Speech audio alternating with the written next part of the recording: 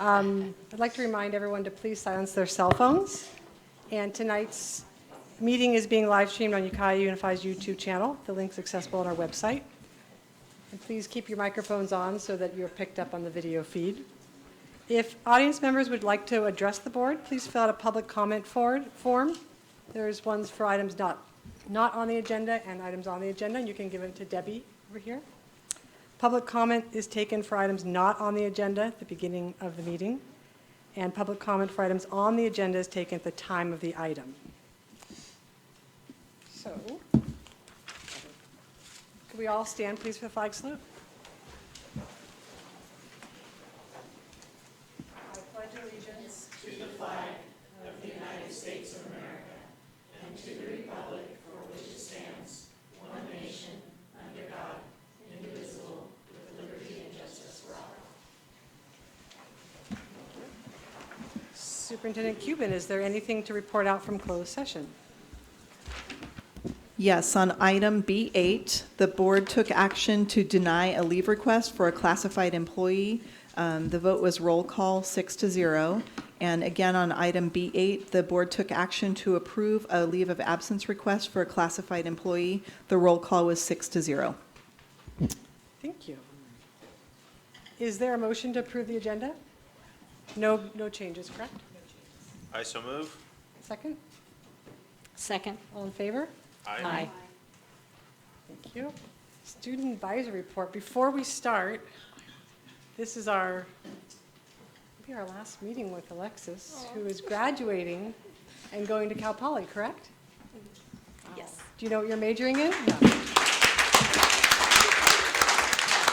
Yes, can you hear me? I can tell. I'm majoring in environmental engineering with a minor in political science. Wow. Well, thank you so much for your year of working here with us at the board. We've really appreciated it. We have a small gift for you. Thank you.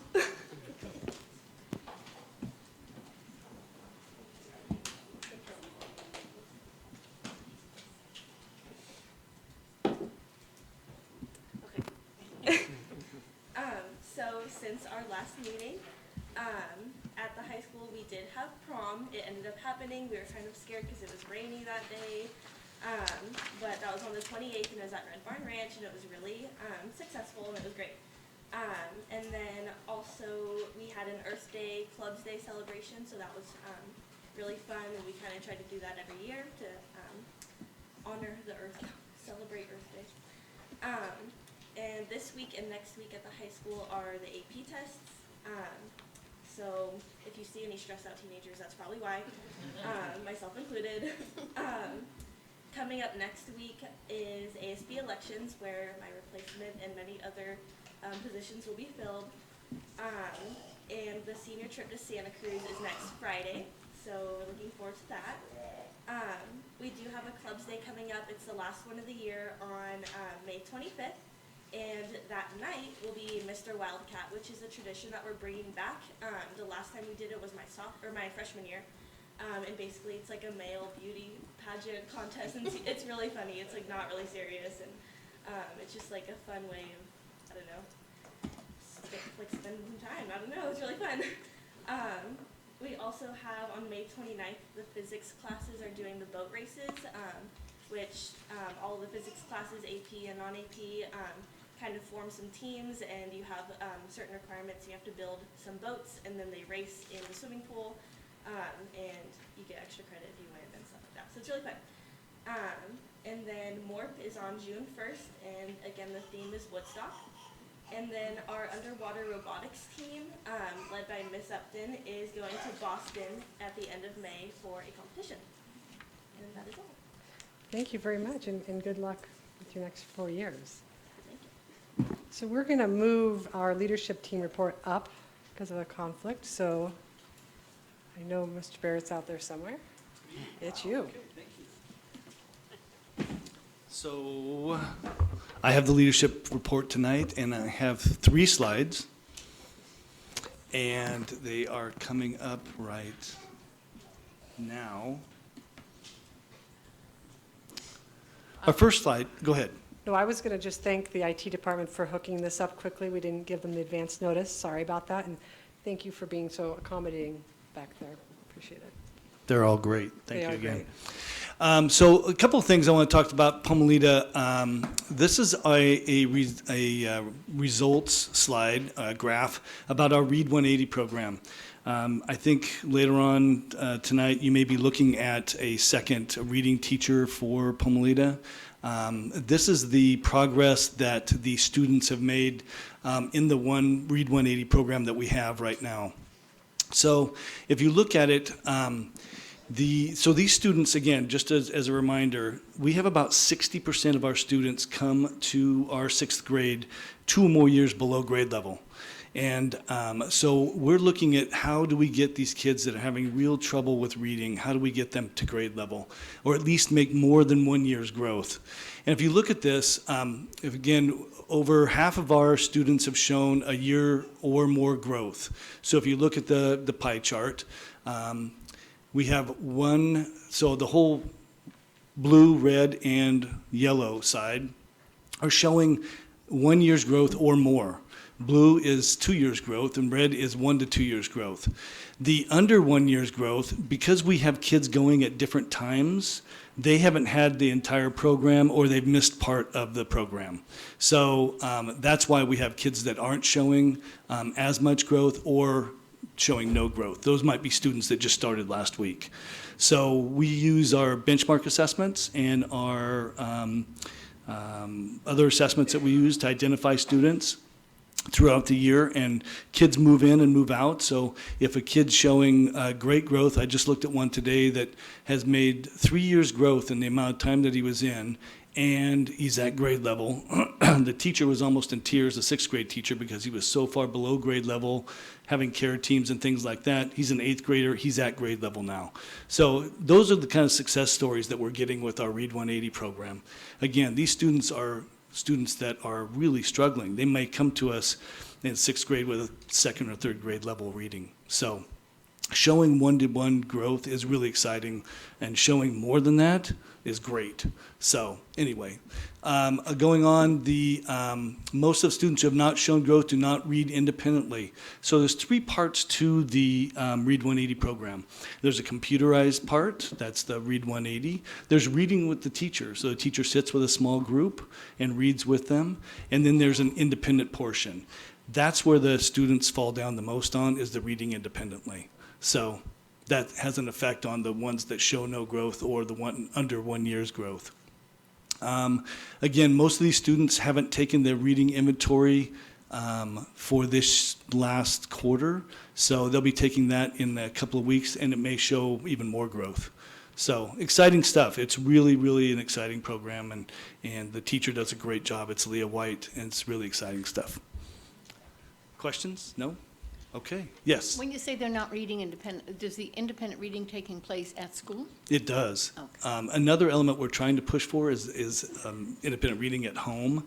But again, these students aren't successful. They haven't been successful in reading. Having them go and do more reading at home where they're not successful sometimes has a detrimental effect. So we're trying to get them to start feeling successful in reading, and it's really working. So it's good stuff. Next slide is another Pomalita thing. Just hit the top link. I want to show you what Mr. Dewey's class does. So it used to be that we had, hold on just a second. Okay, Juan, thanks. So it used to be that you would hear Mr. Barrett's voice come over and do the announcements every day. And we found out about 10% of the kids were actually listening to him. And anyway, Mr. Dewey has a digital media class. It's super fun, kids love it, and the kids do all the announcements. So other teachers send Mr. Dewey, announcements, and those kids put it in. Here's an example of what it looks like.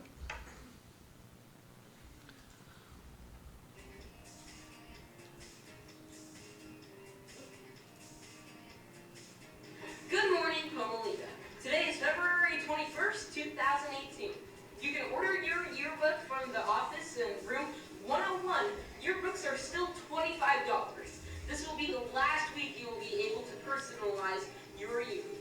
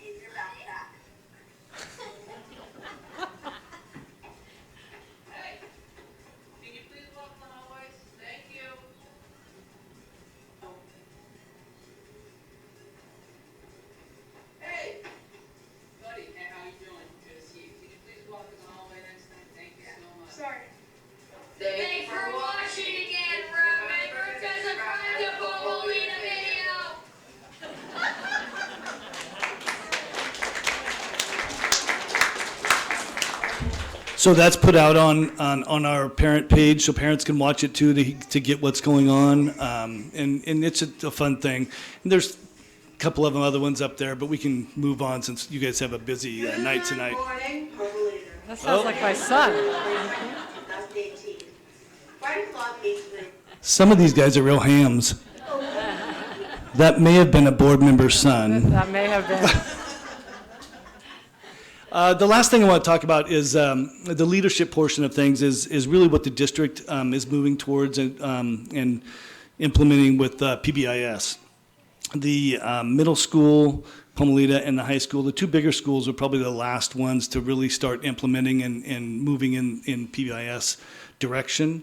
And we're pretty excited about what we've done this year here. So I just listed a couple of things, and then I listed a graph that would show some of the benefits to it. We started with our We Roar posters across campus in every classroom. We did lessons, both digitally and in the classroom. So each curricular area did a We Roar, it might be respect. So each curricular area did a lesson in a week on those different elements. We did web recognition. So web is where everyone belongs, and every Friday they do recognition of students that show one of the respect or organization, one of those pillars. We finished our behavior expectation matrix and for every location, so how a student is supposed to act in each area of our school. It's a lot of work. We did positive reinforcement ticket system so that we could see something good, pay people something good, and they spend that at our student store, which we opened up. You saw Mr. Dewey's videos. We have a TFI with a passing score, so that was also something that was really excited. So we did a great job with that, and a lot of interventions before referral process. So what that has done, as you can see in the large blue cell there, that is the amount of referrals that the dates were August 16th through May 17th. So these are referrals that were received in the classroom. We have cut that over in half this current year with our PBIS system. We're attributing it to that. So it's really successful, and we talk a lot about things, but we don't really show sometimes the true data behind it. But that is data. We know that our suspension and expulsion rates sometimes struggle with PBIS, and we look, might have a rolling eye sometimes at that. But really, classroom interventions, it has done a great job. So and we have the data for that. So that is the presentation tonight. So any questions? Those are the kind of presentations I like. Thank you very much. Thank you very much.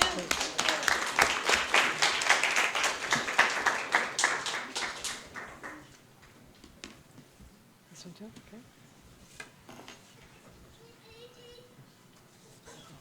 Okay. So next we have public comments for items not on the agenda, and right now I have 4 of those.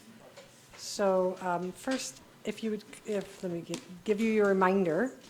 You have up to 5 minutes for public comment. We ask that you please state your name clearly when you address the board.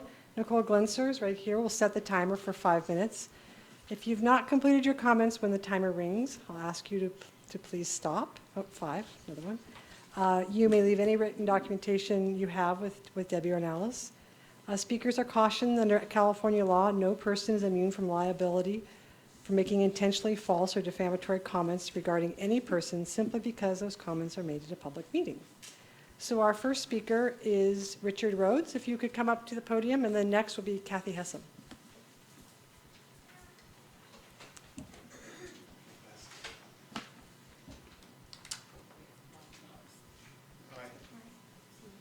Just briefly, hey, Tyler, how you doing?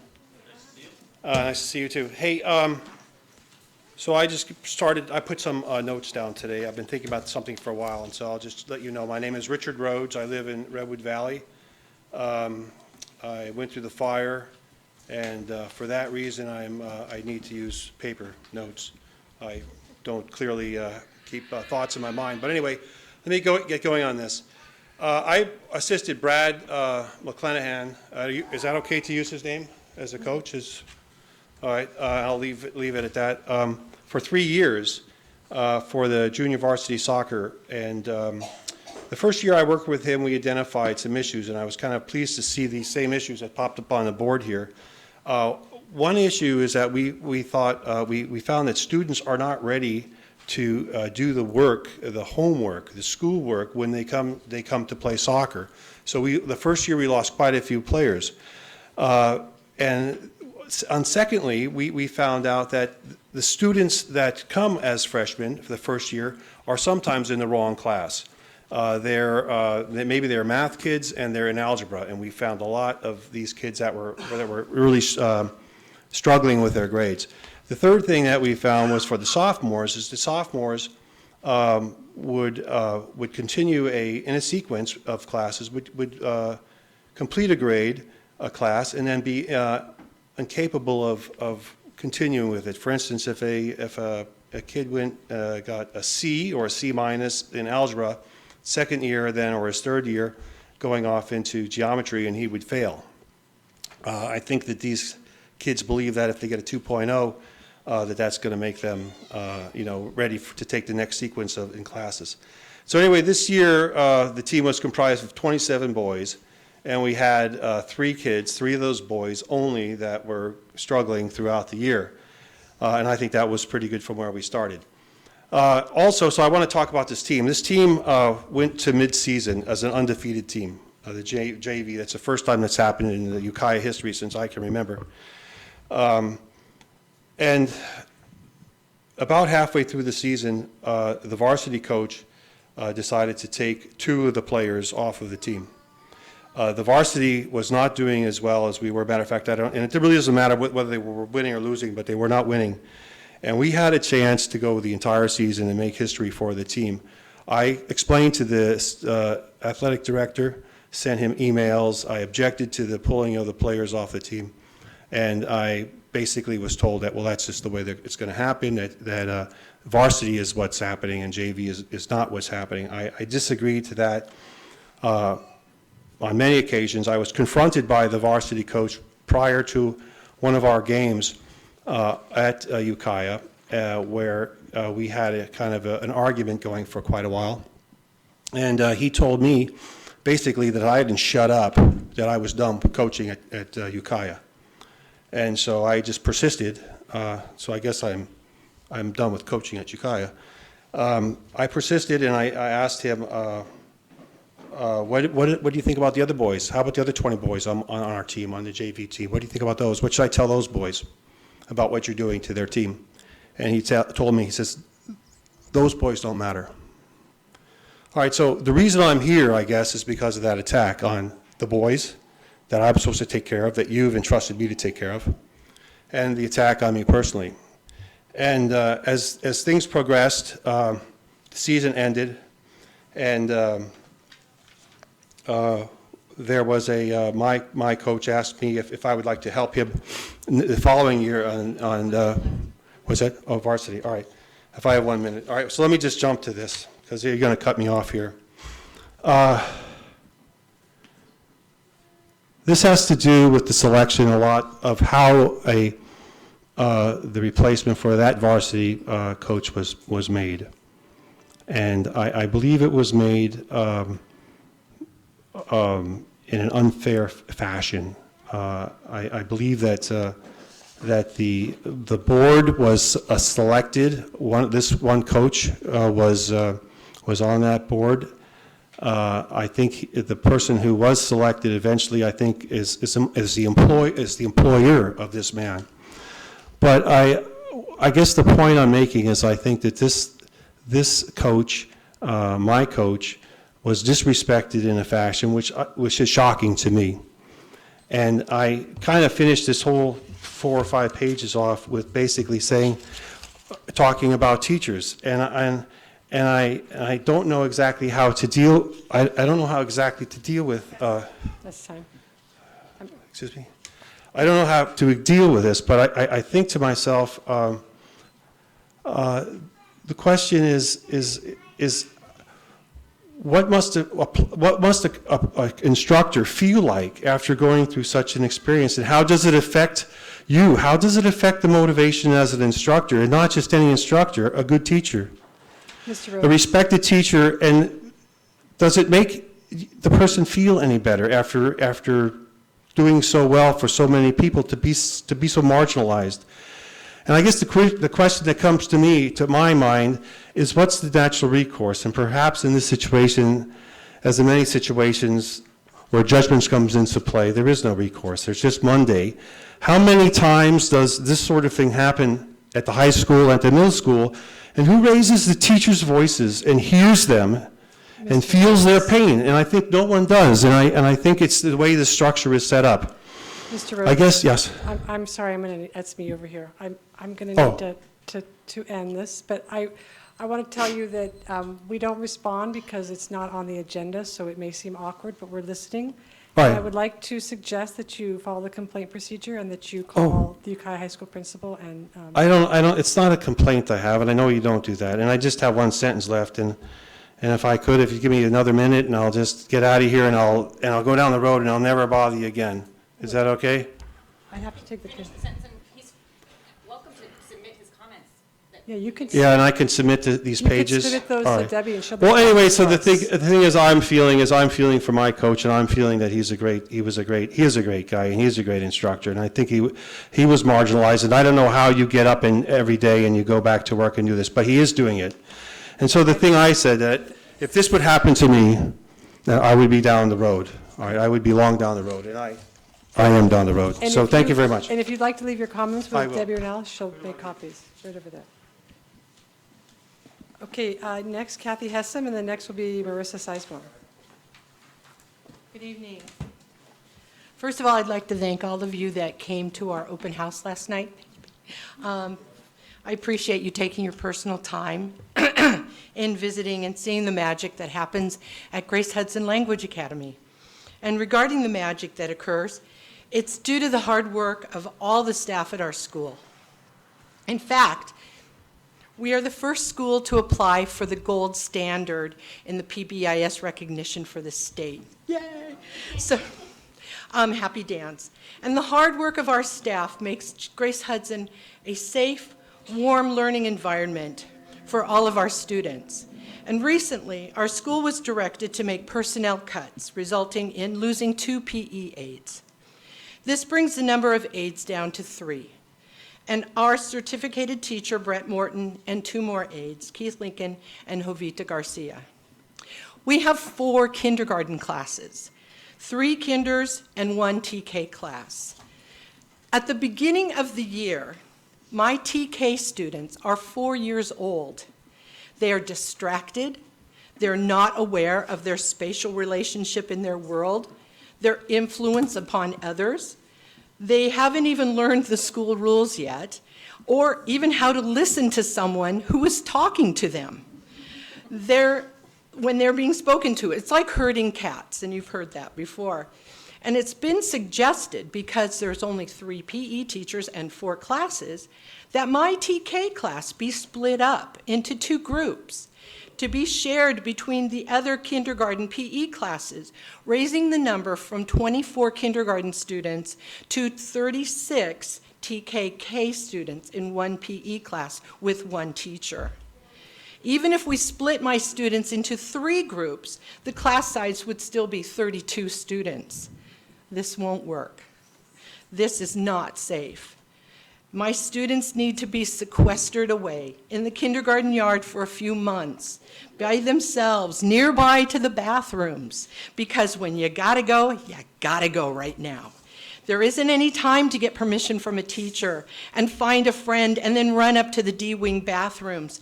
And this will cause problems in the staff in the office, because wet pant accidents will then impact the office, as well as boo-boos and scrapes and scratches and needs for ice.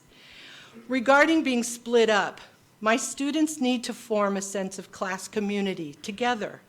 I hope you can remember how special it is when students find each other. They make playmates and they become friends. They need to be together. It would be contrary to the social learning that goes on in my class if they are split apart every day. It isn't safe, it isn't reasonable to expect our PE aides to tackle 32 to 36 4 to 5-year-olds on their own every day. They have the most difficult job at our school. Every 40 minutes, they have a new set of students, new discipline situations and decisions to make, and new activities to teach. And with 32 to 36 4 to 5-year-olds, it will be chaotic crowd control rather than a physical education class. If parents knew about this situation, I believe they would be standing with me in support of a safe environment for all of our students, especially the youngest ones at Grace Hudson. Please consider the old saying, penny wise and pound foolish, and help us do what is best for our school and what is best for my TK students. Thank you very much. Thank you.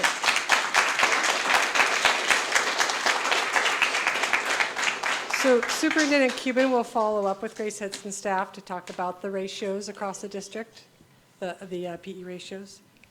Next is Marissa Sizemore, and the next will be Francis Henry.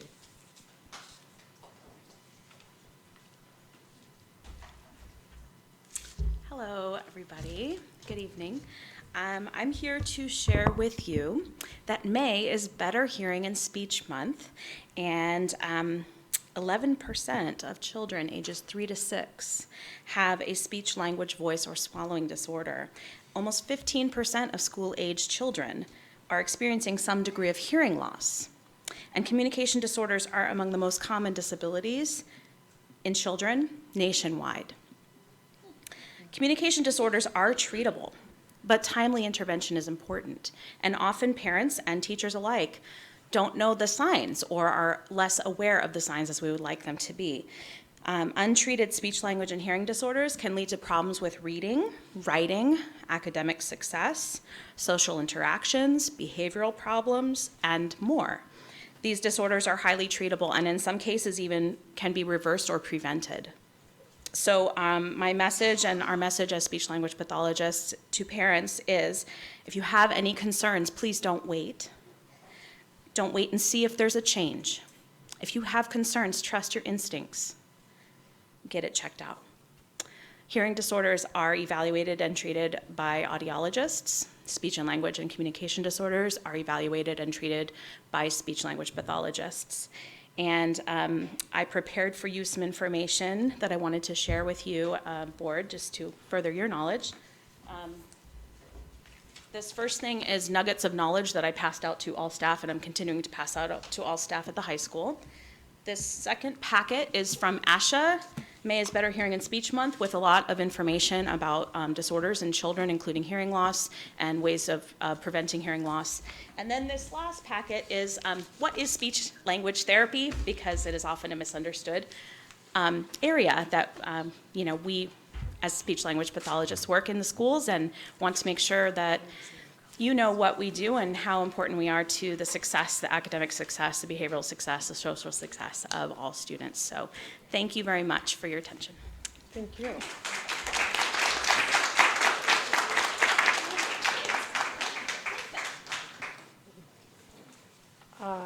Next is Francis Henry, and then the last one I have is for Phil Spinder. Hello. My name is Frances Henry, and I'm a parent here in Ukiah. My child goes to Frank Zeke. She's a special needs student. First of all, I want to say that Dara Brown is an amazing principal. I've had really good communications with her. She does her very best as a first-year principal, and I think that she'll be able to expand her education and continue to serve Frank Zeke in a positive direction. However, I'm coming to the board for direction or to give you guys information that my daughter continuously gets bullied at school. She doesn't want to go to school. She purposely calls home for me to come and get her. And from what I understood, that the school district had a zero tolerance for bullying. If that's the case, then my question is, why does it continue to be a timeout from recess? Why does it continue to be an apology note? Why does it continue to be that simple slap on the hand when my daughter is losing educational time? There's a current substitute teacher at that school that is also engaging in bullying my daughter that I have tried to address with him directly, as well as administration. Again, today is her birthday. I attempted to take cupcakes to the school. I was told no, because it was testing. I said, why can't you hand them out at the end of the day on the kids' way out? This is her special day. He said, I don't have time for this. That is not fair. If every other regular ed student can have cupcakes brought to them at school, my daughter should too. Thank you.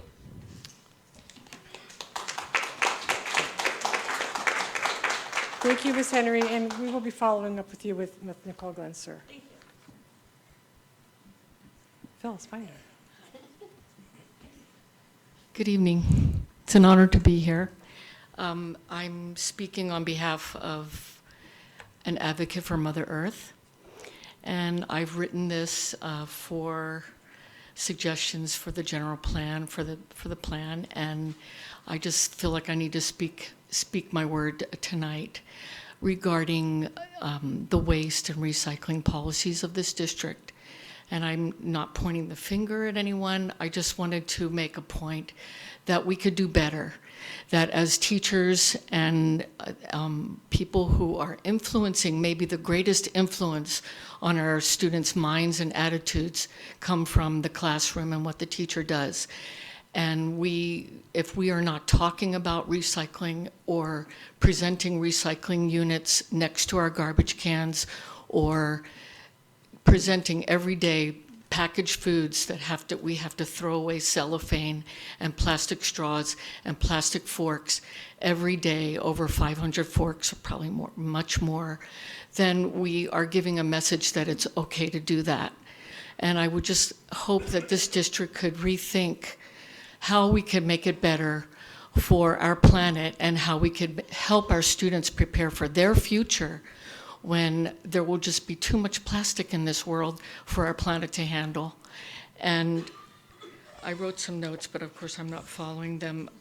One of my suggestions was to investigate an alliance with Cold Creek and Potter Valley in terms of recycling our food waste, and also to investigate recyclable potato product forks or any other compound that we might use that could help in that situation.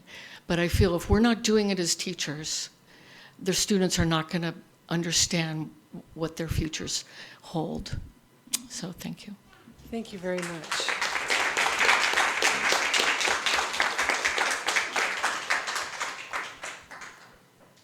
No others, right, Debbie? Next, we have employee organizations. CSCA not here tonight, so we have you, Chief. Terry. Good evening, Board, Superintendent.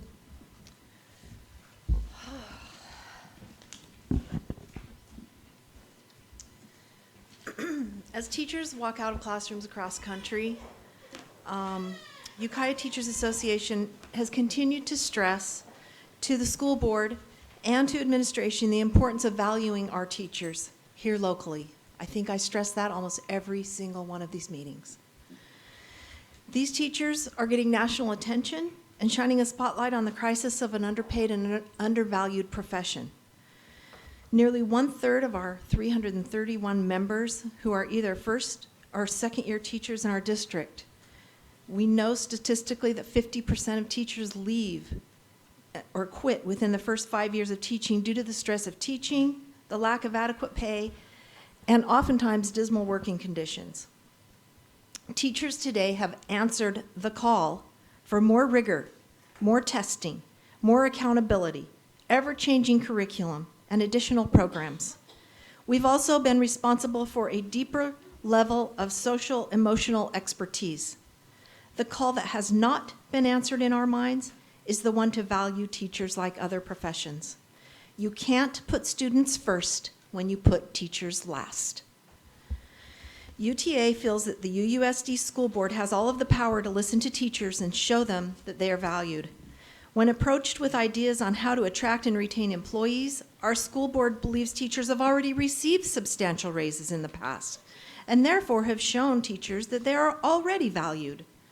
Administration believes there is no attract and retain crisis in Ukiah Unified School District. UTA doesn't feel this is the case.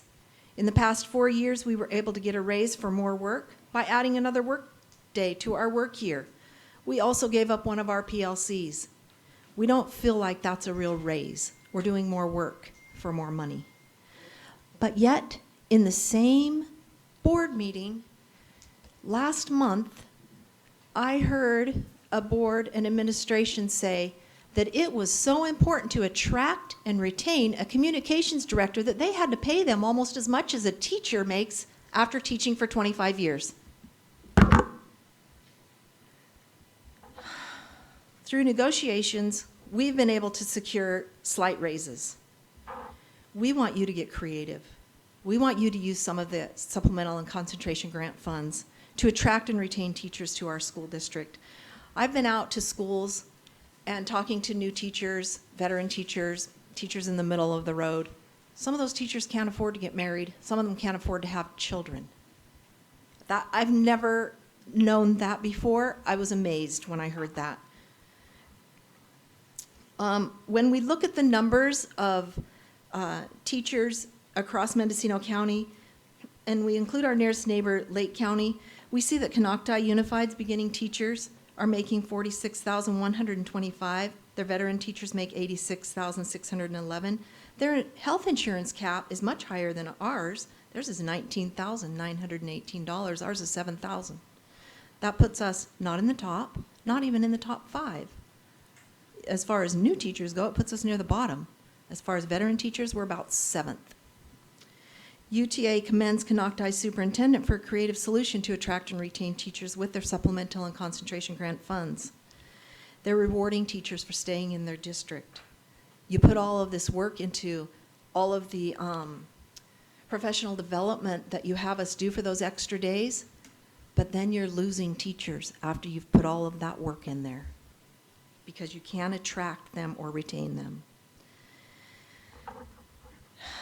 California celebrated the Day of the Teacher yesterday. I'm honored to be teaching the future, as are my colleagues here tonight.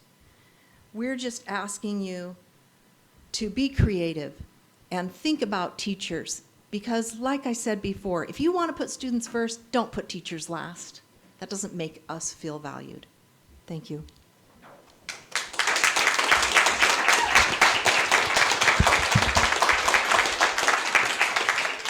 Thank you, Terry. Next is Safe Routes to School, Photovoice presentation. Who's introducing that?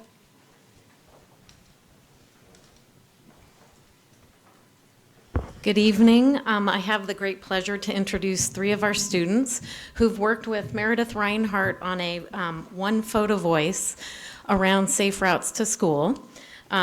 These students are taking a photo class with Lek. I'm going to say his name wrong, so I'm not going to say it. Say it again.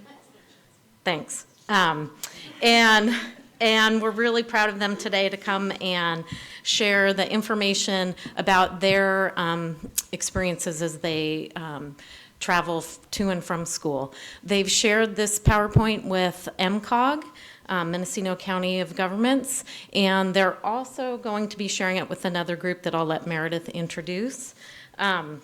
So we're really excited here tonight, and I'm going to let Meredith start us off tonight. Good evening, everybody. Thank you so much for this opportunity.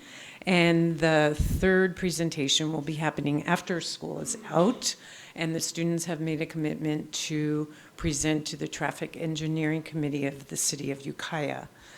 And I want to thank the school district and the Ukiah High School staff and these 3 awesome students for making this project a great success.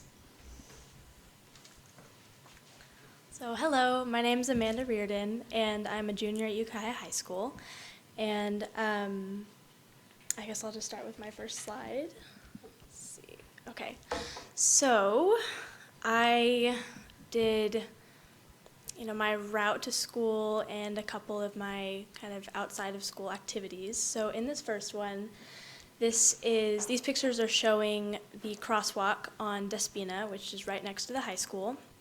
And these are just a couple examples of some of the crazy things that happen.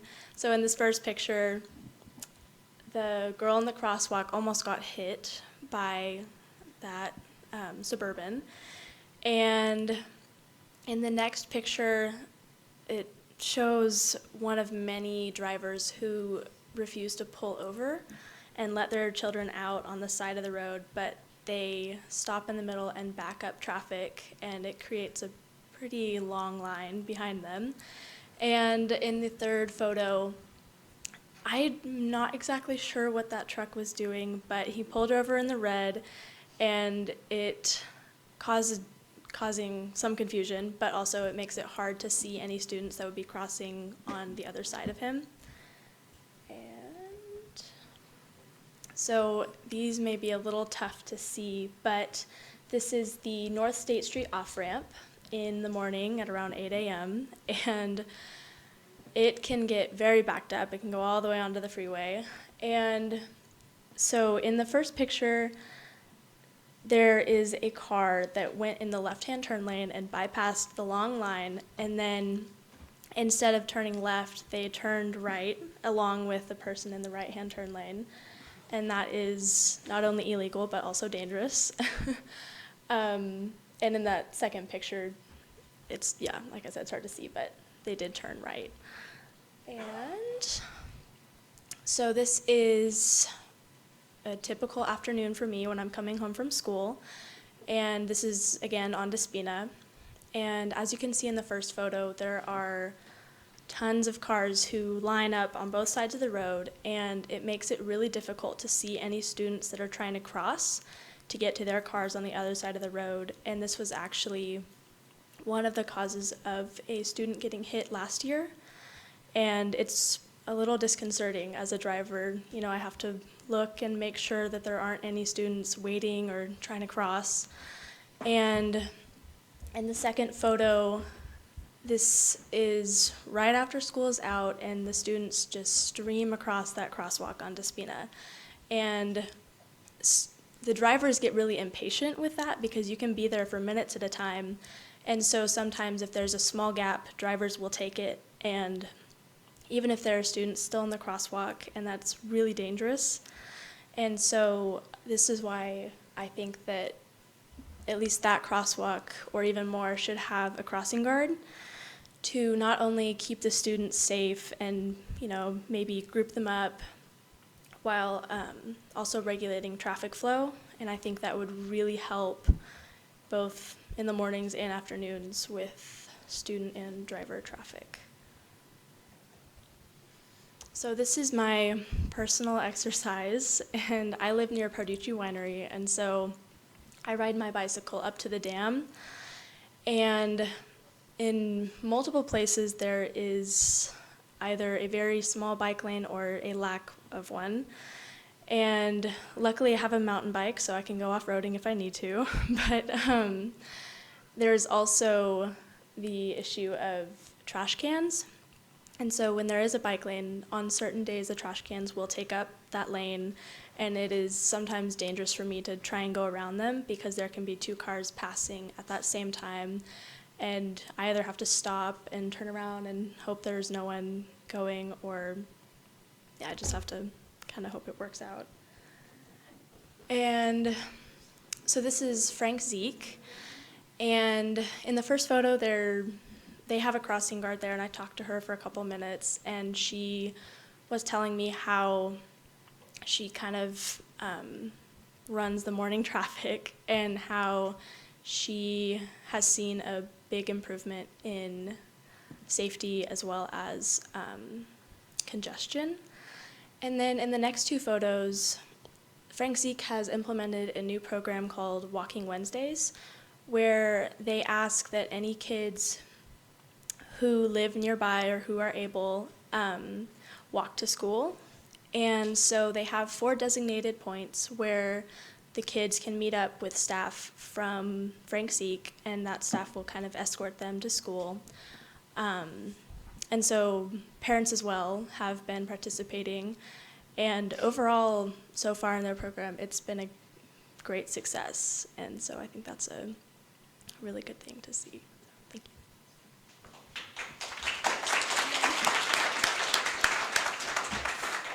you. Hello, my name is Alejandra Preciado. I'm going to be talking about my morning experience when I take the bus. So when we started this project, we were asked about how was our morning commute, what was it like, and we had to include pictures. So I wanted to take a picture of, so the first picture is showing my usual bus stop where the bus goes through every day. And there isn't really a sign that designates that the bus can stop here. And usually traffic, all types of cars and loading trucks pass through here, and it's kind of confusing. It's really dangerous sometimes. And as you can, and in the second picture, I said as soon as the bus arrives, everyone tries to get on first, because there isn't a designated area for the bus to stop. So everyone is just kind of scattered around that lot, and as soon as the bus gets there, they just try to pile up in the bus. Even though these are some cons, one of the pros that I noticed to my morning commute is that it's usually not that full.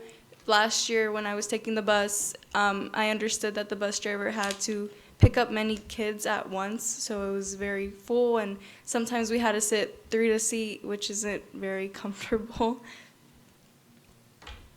So on this slide shows of a late bus arrival. Usually the bus will arrive around 7:40, and the bus was late due to unauthorized riders, and by that I mean that the school that is nearby my bus stop is Grace Hudson, and many times parents will just drive their kids to school instead of letting their kids walk to school when it's walking distance. So many times it can back up traffic, and it causes the bus itself to be late.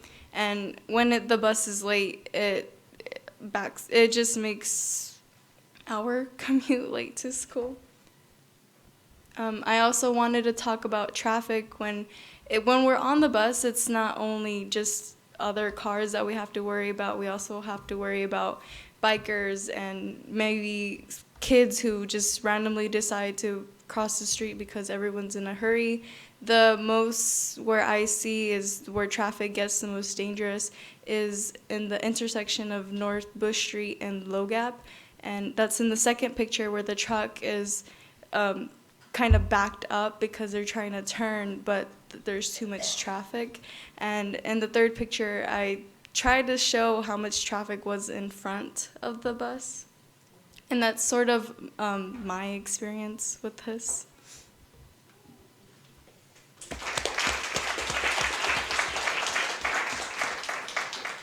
Hi, my name is Jesus Rodriguez, and this is how I get to school and how I walk back to school. On my morning commute, my street is empty because I live on the outskirts of Ukiah, which is Meadowbrook Drive. So it's pretty easy just to drive through because there's no cars. But the thing is, my road and a lot of other roads around that area are in heavy disrepair. And I've seen a lot of sedans scrape the bottom of their bumper trying to navigate through these streets. And so going onto State Street, it's always slow because of traffic lights. They're always bringing, and because of Costco sometimes, of the construction going around there, and that brings a lot of traffic. I never use the north side of State Street because there's a lot more stoplights and there's a lot more traffic. And I've only gone through there a few times, and those 2 times I've gone late to school, and I'm almost late every single day. But lucky for me, LEC excuses me.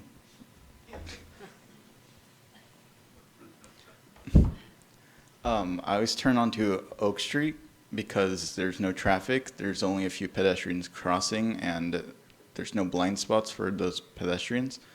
and it's pretty smooth. On North Bush Street, there's a lot of traffic all the time going to school, like no matter what, around 8 to 8:15. Traffic on Low Gap Road is horrible.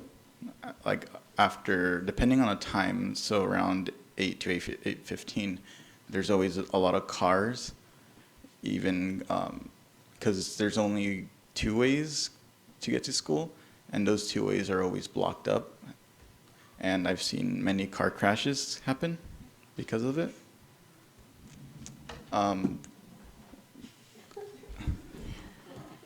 Going back home, I walk from the high school all the way down to the outskirts of Ukiah. It's about 4 miles, but I've gotten used to it. There are a few shady people around school areas, in front of the administration center and in front of Pomolita.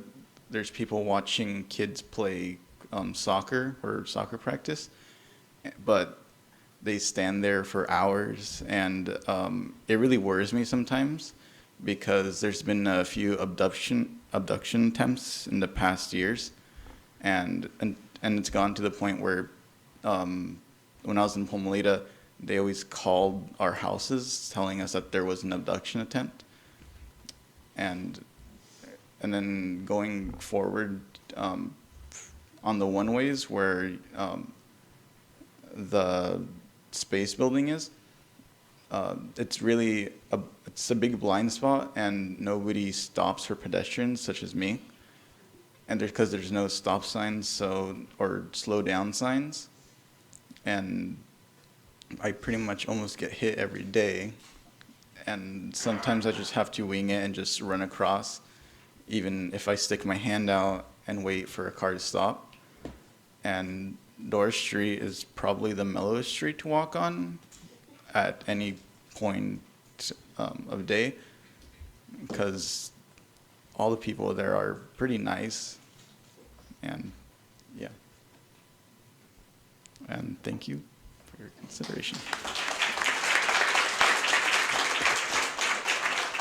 Thank you for that Photovoice presentation. Next, we have acceptance of donations. We have 2 donations from Carol Meyer for Ukiah High School and Eagle Peak Middle School for a total of $400. Is there a motion to approve? I so move. Second? Second. All in favor? Aye. Aye. Okay, now we're going to, do you all need a break? Yeah? Huh? We should wait till Let's get this set. I guess we'll take a 5-minute bathroom break.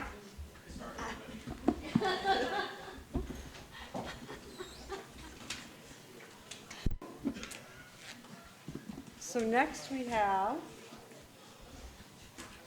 our strategic plan, action plan, LCAP update and input. So just to remind everyone, we've been talking about this since February. It's been on the board agenda since February, and part of our process includes getting input from a variety of stakeholders, which we did in the month of March, primarily a little bit into April. We consulted with students, we consulted with staff, we had a parent forum. People had an opportunity to email in feedback to us. We really tried to focus on the areas that our data tells us we need to focus on, which is literacy, math, attendance, and student behavior. And so we tried to get our stakeholders to focus on those 4 areas. We also had a technical team that met to go through all of the input from all of the stakeholder groups. That technical team was comprised of teachers, classified staff, administrators, and I believe we had a board member at our last meeting. They combed through everything, came up with proposals, put it together in a list, and then leadership and the district advisory council gave ranking. They got to vote using sticky dots. We did the sticky dots a little differently this year. In the past, we have only allowed people to put 1 dot on 1 item. This year, we actually allowed people to use all their dots on 1 item. We'll probably go back to the old way last year, so or next year, not last year. So anyway, with the list that you, that was attached to the agenda had on it all of the ideas that the technical team came up with that came from stakeholders, with the ranking of DAC and leadership. And so that list had, I believe, 38 items on it, something like that, 35, 34, in the 30s. And so tonight for the board, we would like for you to give us direction on which items to put into the strategic plan and LCAP going forward. So after this meeting, after you give us direction, we will be bringing back to the board at the June meeting the LCAP and strategic plan. And remember, our strategic plan is kind of our communication document for the LCAP. The LCAP template is incredibly long and not very user-friendly. So we cut and paste from the strategic plan into the LCAP. And so we'll bring that back to you in June for a look at, and it will reflect the items that you tell us to put in it today. And then we'll have a second board meeting in June where you will approve the LCAP and strategic plan. So that is the process. We've gotten a lot of feedback from stakeholder groups. We've also consulted with both of our bargaining groups. And so I will give that list to you in a moment, but I just wanted to make one comment about, so our strategic plan in LCAP primarily consists of items that are funded through supplemental and concentration grant funding. And I just wanted to remind everybody, the reason why we get those funds is because of our students who qualify for free and reduced lunch, our students who are English learners, and our students who are foster youth. The intent of those funds is that they are used on increased and improved services for those students. And so we look very carefully at that to make sure that we are using those funds in that way for increased and improved services for students. And so I just wanted to put that out there to the board, just mostly as a reminder. And we've added programs and services over the past 4 years using these funds after careful consideration of our student achievement data and stakeholder input. So with that, the strategic plan worksheet is attached to the board agenda. And then I also put together that the list is kind of hard to follow, looking at rankings and everything. So I also put together same items, different order of administration's recommendations on the items. I did not include any items that are negotiable. Those items need to go through the negotiations process. So that's really, we have a negotiated agreement in place. So I didn't include any of those items. I just want to give you a heads up. But I did put together a reorganized list. It has the same items on it, and the items are not necessarily in rank order. They're mostly in sections, and they primarily, for the most part, reflect stakeholder input. So, and Zoe, with that, I will have you take over. So unless there are clarifying comments, the questions, we do have one public comment that I'd like to take now, unless there's someone needs some clarification. Great, okay. Sorry. We have a public comment Clarification on what? on what Deb had to say. We're going to talk about the process in a moment, but first I want to take the public comment, and then we'll go over the process in detail. Okay? So it's fresh in your minds. Okay, Marissa Sizemore.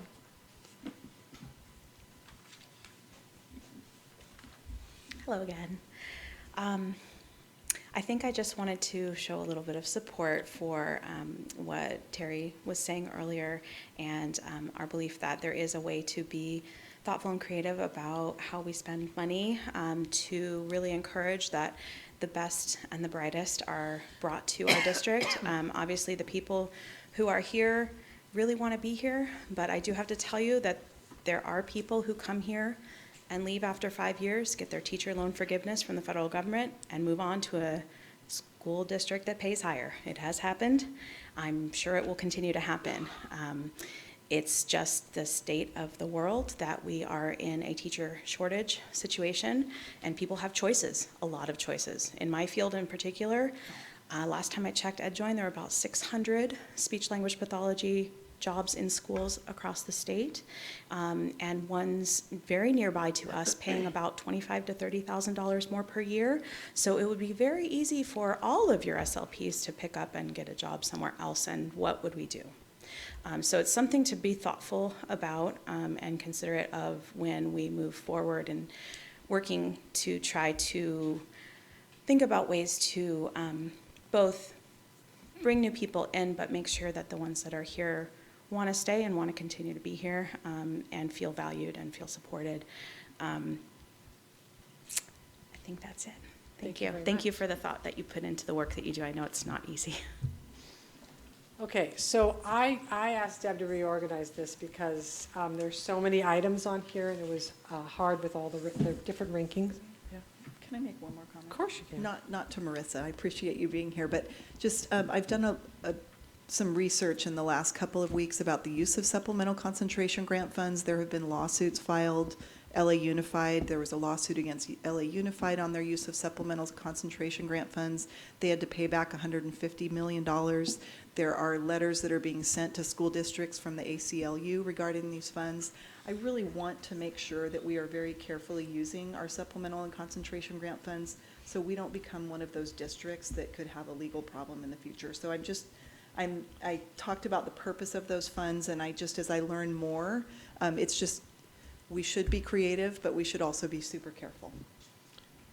So, thank you. So I asked her to organize this a little differently because it was hard to, there were so many items on there, it was hard to sort of know what was a recommendation for administration, where the recommendations were coming from. So this is now in order, not in order, but all of these with an asterisk, which is this first page, and then the second page through 39 here. Those are the items that we're going to be focusing on. Those are items that were recommended by administration. So if you look at your framework page, our intended outcome for this meeting is to approve, modify, or reject the items listed on this worksheet. So our steps, our first step is, are there any programs, services, or concepts that are not anywhere on these pages that you would like to bring up, that are not anywhere on these pages? Going once, going twice? No, okay, great. Step 2, are there any items that you would like to move to this section of strongly recommended by administration, which is this first page through 39? Are there any other items that are in this packet that are not in that section that you would like to move to that section so that we can discuss them and consider them? Yes. President Fernandez, could you give us just a moment to look at Yeah, that? we haven't seen this, so. This is just so you know, this is the same one that was attached. We understand, but can you just give us a I moment to know, look but through that? You've rearranged it, and that has implications. You want to do this meeting, Tyler? Yes, I realize it's kind of confusing, but if you, just so you know, after number 39, there's a couple that have double asterisks, and those are ones that are not as strongly recommended, and then the rest of them should be in numerical order, minus the ones that have been pulled out. So if you have your own list and you want to match them up, go for it.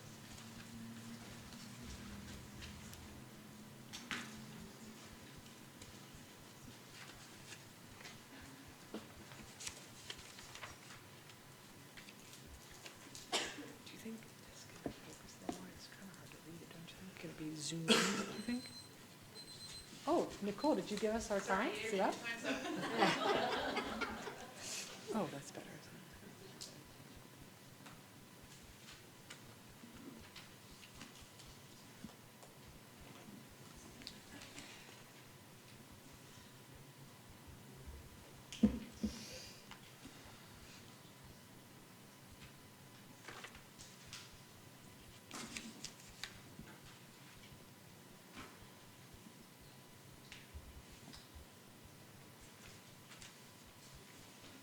People are so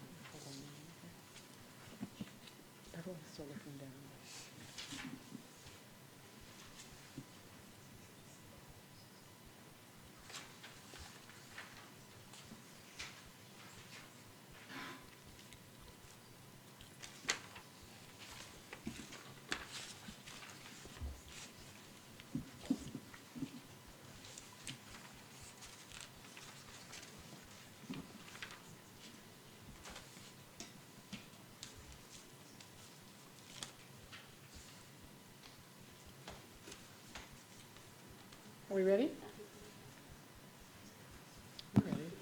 You ready, Trustee Barrett? Are you ready, Trustee Montpere? Okay, so Trustee Barrett, would you mind moving your water bottle a little bit that way so I could see? Thank you. Trustee Van Sant, would you mind moving your water bottle a little bit towards this so I can see highlighters? Otherwise, I can't see highlighters. Okay, Trustee Nelson, what would you like to circle to add to the list to discuss that is not in the first section? I'd like to talk about number 10. It's on the second page, double asterisk, number 10 towards the bottom. Okay. Anything else? Nope, thank you. Trustee Van Sant?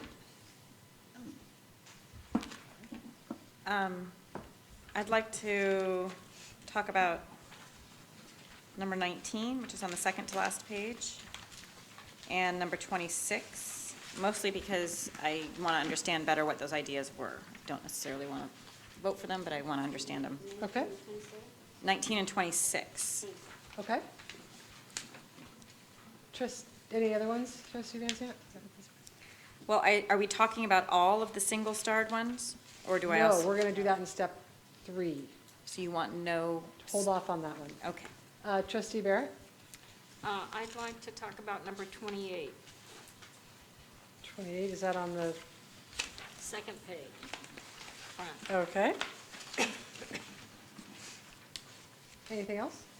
No, that's it. Trustee Montpere? Yeah, I'd also like to do number 10 and number 28, but I'd also like to look at number 14. Where is 14? No, nothing closed. Oh. Okay. No, I just feel, I know it 0 votes, but I would still like to put 22 on the list. Okay. So now, if you wouldn't mind putting your highlighters down for 1 second for the next step. 22. So now looking at this section that have the single asterisks, which are those that are strongly recommended by administration, are there any items on there that you want to circle to either discuss or you are opposed to? And the reason I say that is because at the end, our step 5 is we are going to make a motion to approve all of the ones recommended by administration that have not been circled. So example, a reading teacher for Pomalita, if you are fine with that without any discussion, you wouldn't ask to circle it. And then at the end, we would make a motion to approve all the uncircled items in the strongly recommended section. Does that make sense? Yes, Trustee Nelson? So, I think I understand.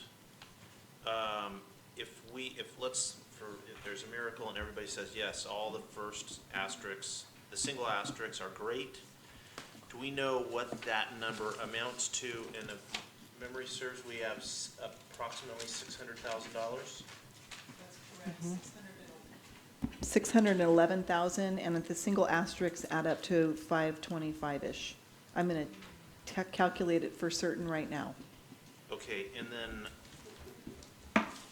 what you're proposing as the process is, we talk about the single asterisks. No. I'm proposing you talk about any of the single asterisks that you want to circle. That we don't want. That we want to talk about. Either you don't want or you want to talk about. You need more information or you're not sure about. If you know, like that first one, I'm only using it because it's the first one. If you know that you agree with a reading teacher for Pomalita without discussion, you don't need to circle it. But if you want to hear something about it or you are opposed to it, then ask to circle it. We'll go through each circled item individually. And then what happens? And then we vote on each of the circled items individually, and then we will vote on all the non-circled items in the recommended section as a group, if they are non-circled. So potentially we're hosing all the ideas in the back. The ideas on the back are, if you have an idea if you would like to. If we're spending all the money up front on the first ones, that means that. These are the recommended ones from administration. If you want Okay. one of the other ones, that's why we circle them, and then we discuss it, and you could vote on it. After all the money's gone. No, you 'cause circle you're right not now. voting till the end. Okay, long day, sorry. No worries. Thank you. Trustee Barrett. Number 20, I'd just like to know more about what that Okay. entails. Any other ones, Trustee Barrett, while you're there? You good with the other ones? Trustee, nobody's highlighters are up. I also didn't understand what 20 was, so I wanted more information Okay. about that. So are all of the other ones either clear enough? And there is a note, by the way, on 30, I should be more careful, it's 32 with furniture. Should I circle that one to talk about? Because you had a switcheroo on that, right? You want to circle it? No, that we would use one-time money. On 30, Zoe's asking me about number 32. We can either circle it or I'll talk about it, whichever you would like, trustee. Oh, I guess we have to circle it Fernandez. to be consistent. Huh? 38, And 38, yes. okay? We're circling 38 too? We're circling 38 to talk about. Any other items people would like to talk about? You can go back too, yours, we won't hold you to silence. But right now, any other items on the recommended list, which is the first page, all the way through the second page to 39, that you would like to talk about or you are opposed to? Otherwise, we'll assume that you are okay with those recommendations and we will be voting to approve them at the end. I'm a little, You're a little what, Megan? um, Is it unclear in the process or just? no, the process is not unclear. I'd also like to circle 21. I guess some of these I don't want to vote for. Oh, then you should circle them. Okay.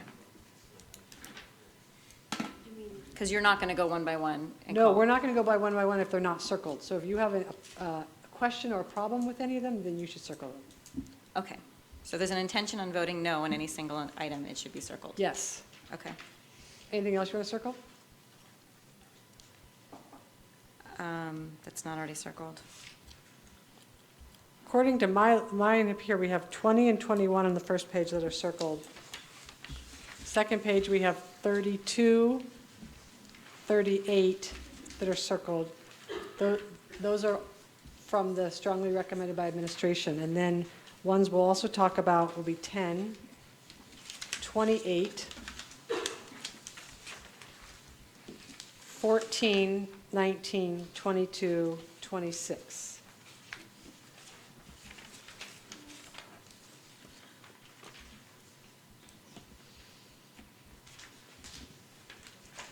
Anything else? No? Okay, let's start with, I had, yeah. Oh, sorry, Gail, I can't see your thing. Yes, did you want to circle them? on 16, I would just like some clarification on that. That was my idea, but I just don't see how. I mean, I just want to, I don't know what your idea is the same as mine. Probably not. Anything else? Trustee Van Sant, is that, or whose is that? This is Van Sant. Yes, Van Sant. I had a general comment. I'm not sure if this is the time for it. Go for it. I think it's going to seem like a non sequitur, but it's not really. I did want to remind us all that the opportunity for salary increases, we are dedicated to the fair share formula this year. It hasn't been brought up in the context of this discussion, so I did want to just remind us all, in case we all forgot, that we had committed to the fair share formula, and we're For looking base grade. forward to the outcome of what that is, which I think is likely to be positive based on what we've seen. So I just wanted to make sure that the audience knew that as well, that the opportunity for, which we're really excited about, increasing salaries will come through the fair share formula that we spent a lot of time working on over the last couple of years. So. Yeah, thank you. Okay, so I hope this process isn't too awkward. It feels like it could be confusing, but it was the only way we could try and rein in all of these many items. I'm just telling Katie to put the mic in front of her because She's probably going to be responding to some of the questions. So, number 16, add funding for academic competitions for clubs, robotics competitions, Science Olympiad, Odyssey of the Mind. Could you clarify that one for us? Yes, Gail, did you have a specific question? Well, I was curious about it. I asked it in regards to the robotics competition, and that was such wonderful news about that.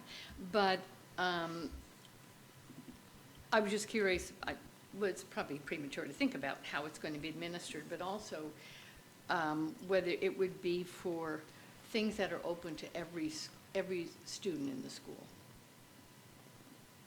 the school district. So it would be for academic clubs and competitions. Mhm. So if you're on the Science Olympiad team for Pomalita, for example, and they needed to buy some materials or have some travel costs, this would be a fund for them to access. But is that program open to any student who's Yes. interested? Okay, Yes. so this would only be providing support for schools, for programs that any student in the district could be a part of? Yes. Okay. Is there any other questions or comments on this item? Yes, Trustee Van Sant? I just wanted to comment that I'm supportive of this expenditure, and I see it as a significant reduction in the burden on some of the teachers who lead these sessions. I mean, teachers have been reduced to like selling stuff out of their classrooms during breaks, and teachers shouldn't have to do that. So I'm happy that they'll be, if we're able to approve this tonight, they won't have that extra burden of fundraising. They really shouldn't have to carry that burden. Okay, so we could either, so according to our plan, we were going to vote on each circled item individually, unless you want to leave it. Go ahead.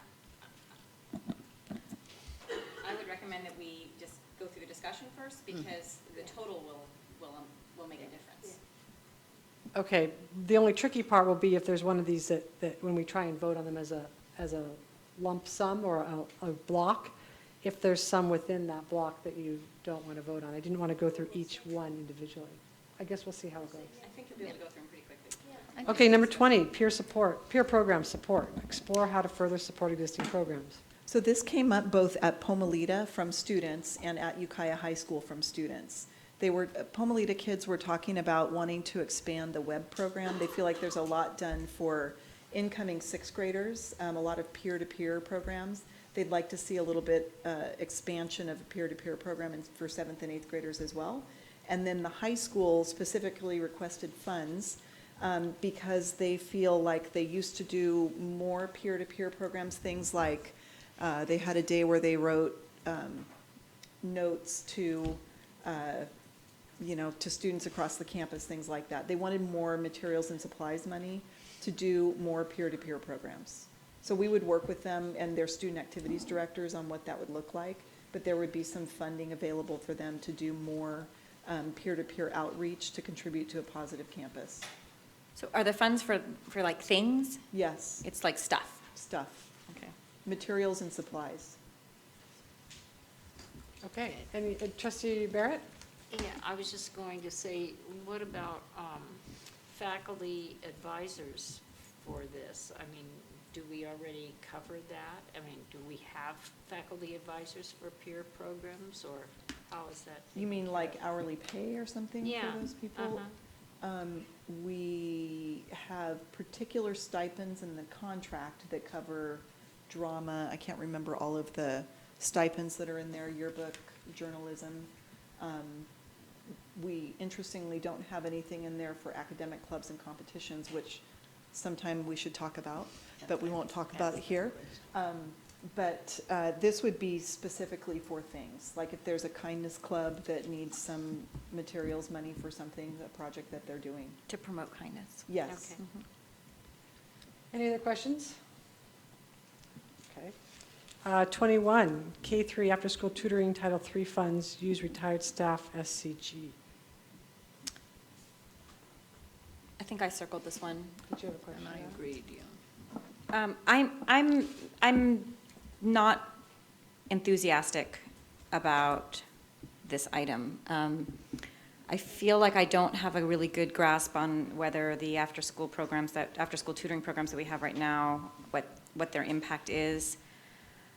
this is very like personal experience, not based on research at all, but K-3 is very young and they're very tired. And I'm not convinced this is, this one doesn't resonate with me. So I don't think I'm going to be voting for it. Katie, do you want to? Sure. This item came from teachers that are participating in the Migrant Ed Title III tutoring, where we're focusing after-school tutoring on students in grades 4 and 5 in smaller groups. And we have showed that it's been helpful for those students. The student can be in the after-school program, but then they're getting specific tutoring from certificated teachers. And the teachers who brought this up felt that, grade 4 and 5 was good, but they wanted to be able to work with students in younger grades. And so we really feel like this would be an important supplement to help students after school and allow greater access in terms of grade levels, because right now it's just focused on 4 or 5.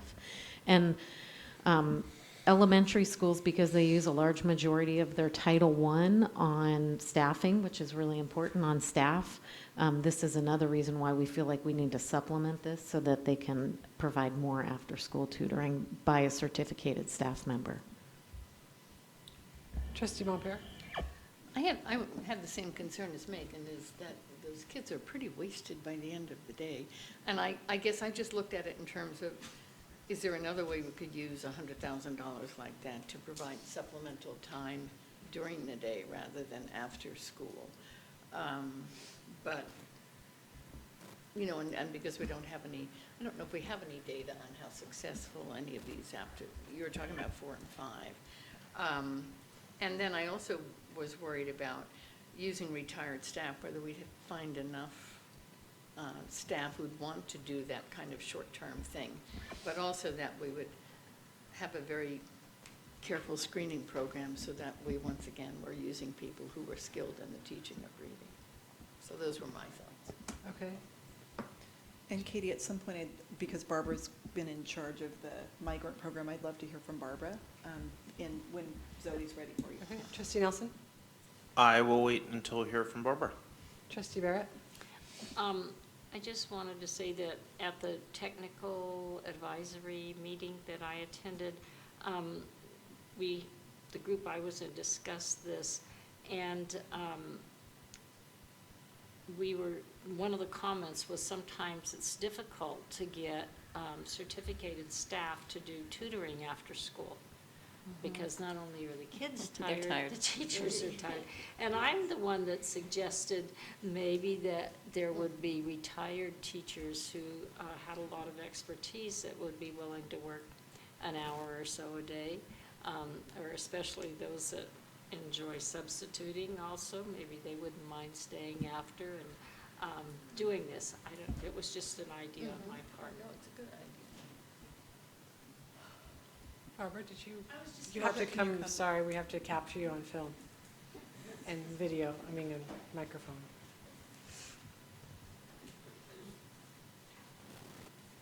Hello. I just wanted to share with you some data that's in the district service agreement that I hope you are approving tonight between Migrant Ed and Ukiah Unified. And some of the data that we have is that the migrant students actually have a higher redesignation rate in 5th grade than our English learners in general. And I think it's because of the extensive support they get in summer school and the after-school tutoring program. Tutoring for younger kids doesn't have to be all academics. It could be a language-rich experience where they're talking and playing and talking and learning language. So the stress on a young child could be a little bit more fun, but still structured in a way that gives them more exposure to language and maybe not stress them out as little guys. So, okay. Trustee Nelson. I had 2 thoughts. The big one was how tired are these kids going to be, but Mrs. Ganter answered that for me. I feel more comfortable with that part. One thing that it seems like we've been focusing on as a board recently is that early education of reading especially, and it's a captured audience, and if they can keep their eyes open, I remember my kids were pretty tired, but if it is an enriching environment, this could be a potentially answer some of the problems that we've had. On the other hand, I'm not sure if this would be considered a new project, and since I keep saying I think we should focus, it feels kind of like a new project. Perhaps it's an extension of the 4 or 5 projects, but Expansion. Right. So I guess with all that hemming and hawing, this is something that I would be in favor of. I will be voting yes on this one. Trustee Barrett? I was just gonna say, when I looked at this, I thought, oh, well, this is just like we talked about on Monday. This is a focus on reading in the early areas. So that was my thought, that it jumped out on me because it was a focus. So since there is dissension on this one, I think we should vote on this item now rather than trying to lump it in. Is there a motion to approve this item? I so move. I second. Trustee Montpere, do you have a question or comment? I'm willing to vote for it, but I would want to be sure that we had some way to capture data and make sure that this is worthwhile continuing if we're going to after 1 year. Some way of recording and making sure. In that case, I could vote. So all in favor? Aye. Opposed? I'm opposed. So this one is a yes.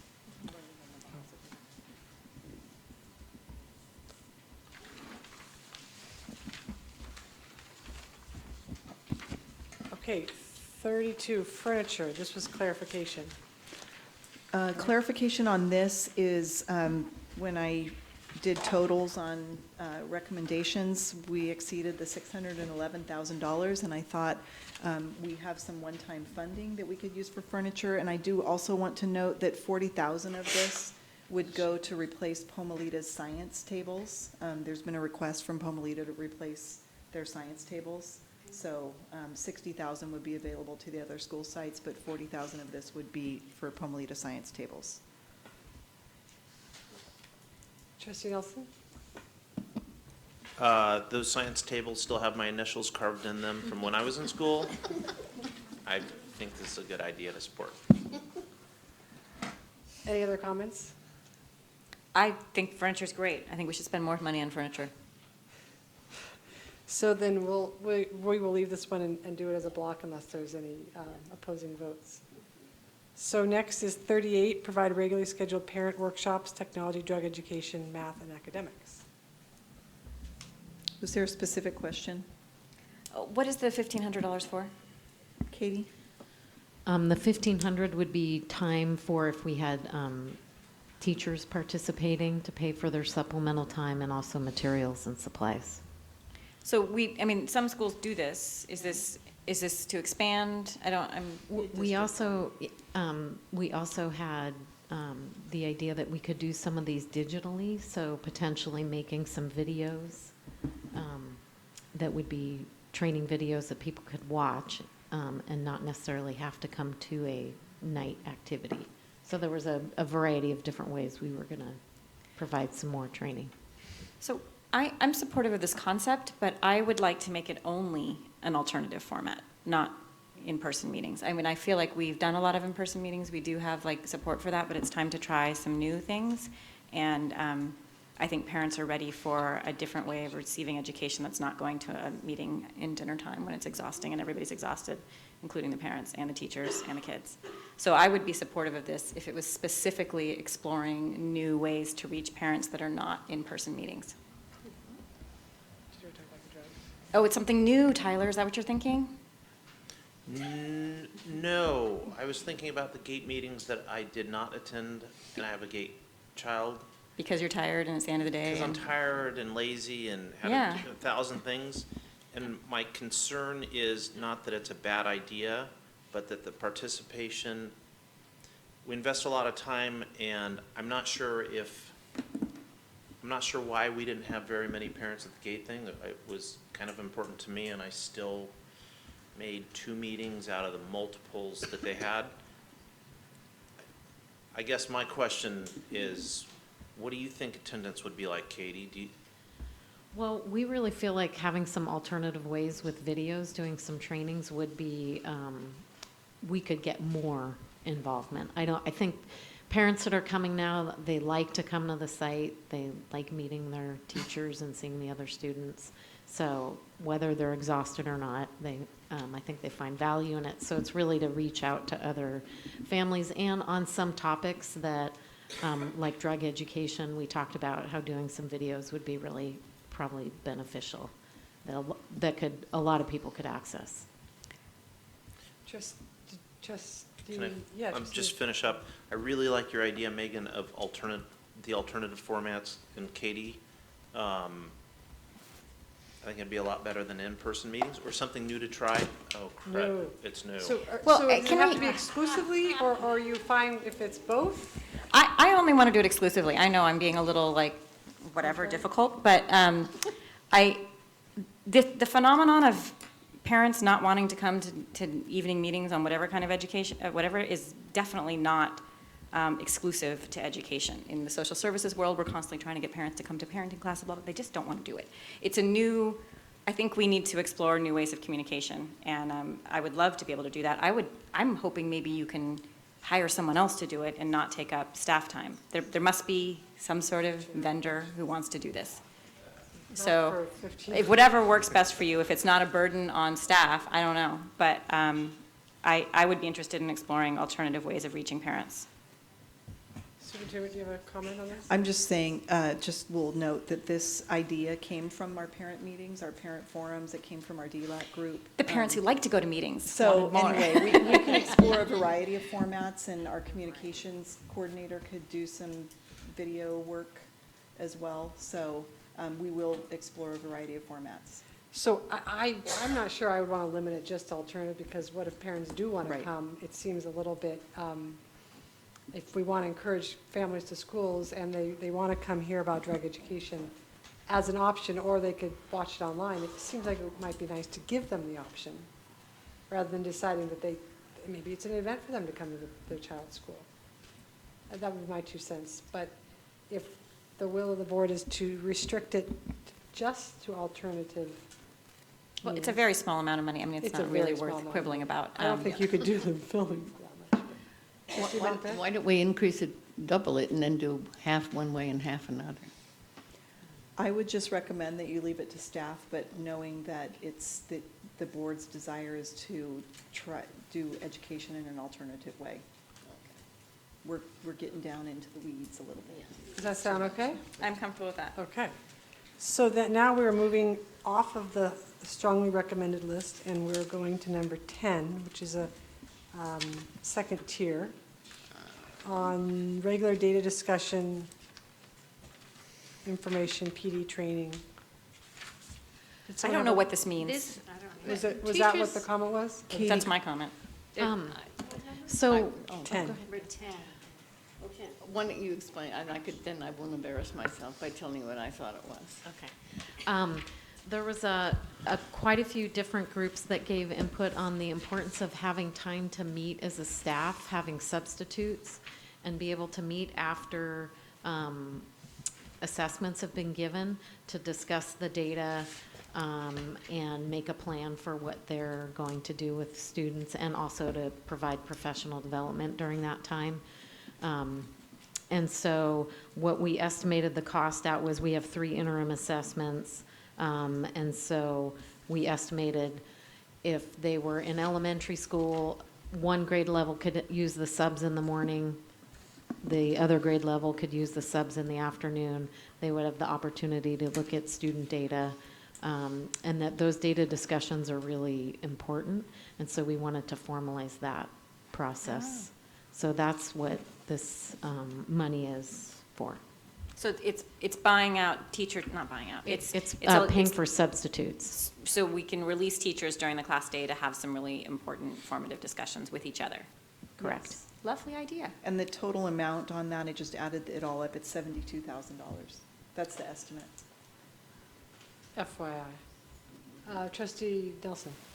I thought we had PLCs for this. We do, but PLC time is short, so when you're really diving deep and you're making your groups after an interim assessment, you get a lot of data. That's what this component would be for, is when we give the interims or the dibbles, which is a big data, would be able to have some time to really go through that data and look at it together as a grade level. It would be about, about 3 hours, whereas the PLCs are about an hour. Unguided hour. Some of them. I mean, we can't we don't typically say you have to look at data on that day if it's a PLC. It Not sure the Wednesday PLC, though. Sure seems like if we have PLC time, that this is something that should be, I mean, the data's there. I hate to pay for something that we already have time designated for teachers to study this kind of stuff. Tyler, I'll just say it's never enough time. No. It's a really short time, and for teachers to really go deep into the data, it's the limited time they have in an after-school PLC, it's just hard to get deep into the data. So this would help with that. And we have some great examples of schools that are doing this, and we just want to get it systematized so we can do it across the district, where they've spent time together, really diving deep, forming groups, looking at the specific skills students need in their interventions. So it's worthwhile time. Trustee Olivera? I've heard requests for this from teachers at about 4 different DAC meetings.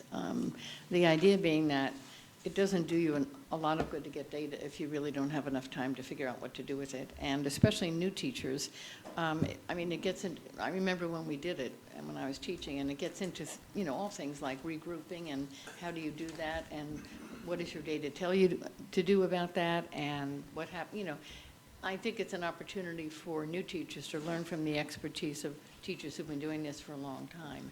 And it just it helps teachers be sure that they're scaffolding in the right way, that they're providing the basic support for kids, that they're challenging kids or helping kids with intervention. I just think it's valuable.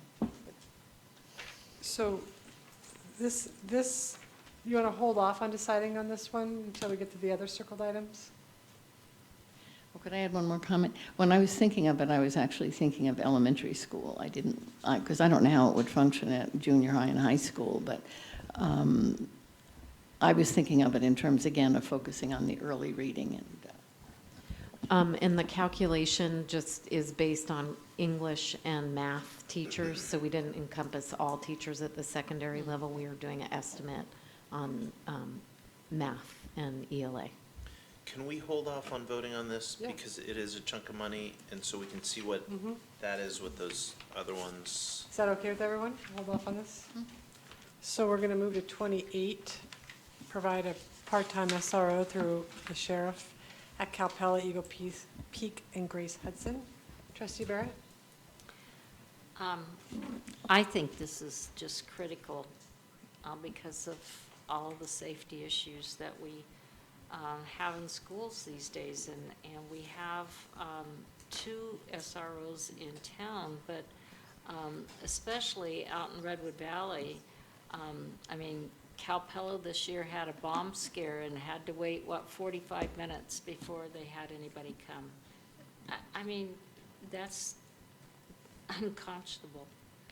So I just think that we somehow need to make sure we have more access to law enforcement for Calpella and Eagle Peak especially. And I know Grace Hudson is out of the county, out of the city, but they're close by. I know being out in the valley myself, it's a scary thing when you have a situation. Other comments on this one? Trustee Van Sant? I think the sheriff should be showing up and supporting these schools whether we pay for it or not. So I think it is unconscionable to have to wait 40 minutes for a bomb scare. But I take exception to having to use our funds for that kind of service. So if we did support this, I would be more interested in splitting the costs. We haven't exactly split the cost with UPD, but I do understand that there's a bit of a cost sharing that goes on with that. and that we're charged the lower rate for a SRO and da-da-da-da. So I'm not comfortable voting for this until I understood a lot more about how it would work, to be sure we actually were getting a part-time SRO and who was paying for it and how those costs were shared across organizations. So I'm not opposed in concept, but I don't think we should have to pay for our own private security when we have places that are supposed to be paying for that. And just to clarify, the Sheriff's Department has been involved at Eagle Peak. Officer Gray is there pretty regularly. Jason's not here tonight, he knows more, but they have been involved at Eagle Peak. So just FYI. Trustee Ampere? Yeah, I agree with Trustee Barrett. I think those two schools are especially isolated. And, I mean, with all due respect, I can't even see how a county functions with the number of sheriffs we have. It's just an insane situation. And when they have to prioritize critical issues, of course, they would come to a school. But when there are other issues that prevent them from coming to a school, they have to choose those issues. So having somebody there would be. So I agree with Trustee Van Sand on this, that we would need to have a lot more information, because half-time, if they only work 4 days a week and we get them for 2 days, but between 3 schools, what would that schedule look like? I think there's a lot of unknowns, and my concern would be that they wouldn't actually be as available as we would like, because they would be spread so thin between 3 schools and only part-time, which I'm not even sure that is half-time. So I would personally like to see more information on this before it was approved. But that's my opinion. Trustee Nelson? The question I have is, how far has that $40,000 been fleshed out? Have we had communications with the sheriff's office? I have a phone call into the sheriff's office, Okay. but I don't have detail. You know, I'm sure I could get it by the next board meeting. I mean, I'm fine with carrying the concept over till we have more information. Again, I have the same questions. What does a part-time SRO mean? Are we paying for someone to just be available when we call them, which I don't think is right? Is somebody literally going to be scheduled to be there a couple days and hours a day? And how is it going to work? Well, and if we do that, that's what I would like it to look like, that we would have somebody scheduled in our school district for a certain number of days, but I don't know how much this amount of money buys us. I know with UPD, we do have a cost sharing. A typical SRO costs about $150,000 with equipment and everything else. We pay $90,000 of that cost. So I don't know how it works with the Sheriff's Department, but I do have a phone call into them. Right, and again, it does, I guess the UPD officers are available to the in-town elementary schools as necessary, but they're not stationed there. They're just. That's correct. So again, it's to me, it's a slippery road if we're starting to pay for special access to a service that should be a priority. Again, I'd just like to have more of a conversation about it. Trustee, I don't have my goodie. oh, you don't? Somebody took it. It's okay. All right. Surely we can find you. Oh, okay. I've got Oh, one. you got one. Yeah. That's why you've been so quiet down there. It's okay. I like the concept of having this. I think it is important for us out there. It's a little crazy, I guess, a little crazy for me to see. I can see Calpella, Eagle Peak, and then zoom all the way to the other side. And I like the idea, but I too would like more information before we go forward on something like this. And I think it would be great if the sheriff would pay for part, but if not, I think we need to look at it and see what that means anyway. So is it okay with the board then if we table this one and it comes back at the June meeting? We have 2 June meetings, so the one before we approve the strategic plan with more details, and at that point we can vote on this item? Trustee Nielsen? If that's the case, then we also should, as we're adding up the different items, we should withhold $40,000. Okay. Oh. Although But that's I a agree cost, with your that's concept. That's a yes, that price, right? the best we can do. Okay, so we'll hold off on that one then and bring it back next month with more detail. Next, we have number 14, which is expanded summer school opportunities. Did somebody have a question? Trustee me. Mompere? Again, this might not, well, I guess we would. I just think, maybe not this year, but I think we should be looking at expanding some of our summer school opportunities. I keep thinking of all the wonderful knowledge we're amassing with the STEM program. And I wonder, and we also talk about when we're doing expulsions, what is this child going to do in the summer? I think of it in terms of kids who are at risk and providing special programs tailored to those children. That might involve them a way that other summer school is not going to involve them. So I know it's unrealistic to think about doing it this summer, but I just wish that at some point we could consider some expansions like that, or maybe programs specifically geared to even younger children, or I just think it's an opportunity to keep kids involved in school, and that's all. Okay, are there any other comments on this one? So is there a desire to let this one go? And you okay with that, Trustee Mompere? We're not going to vote on this one? That's fine, Okay. no. Number 19, district-wide articulation meetings. I Trustee think, Van Sant, this is yours. I didn't understand exactly what this was, so I was curious what, articulation is a word that I hate. I never know what it means. Even though I've been on the board for 6 years, I still don't know what it means. So the idea was that we needed some district-wide articulation both for academic and social-emotional. So thinking about how kids transition from elementary to middle school and middle school to high school, being the way we costed this out was about 10 teachers at 15 hours, having a couple meetings throughout the year to talk about what are the expectations at, let's say, the PBIS expectations at elementary, and then middle and high school, so we could talk about how kids transition and have a better idea of what the expectations are at the different grade levels. And then also with academics. So it was just an opportunity to have some more time to meet across schools. Is this something that could be accomplished within the budget categories we have? I mean, we have money set aside for supplemental pay for all kinds of things. We have professional development money. It just, I guess I don't want to vote for it tonight because it's sort of low on people's list, but it seemed like something we could accomplish through, again, it's only $9,000, through other ways, so. It would be appropriate use of categorical. It would or would not? It would. Of which we have some room for. So I would suggest that we don't approve it tonight, but if you all think it makes sense and we've already approved budget categories that could accommodate it, go for it. Trustee Nielsen, sounds good. This is a new item. I would say that we think that it's wonderful, but we also take a pass on You've it. been waiting to say that, haven't you?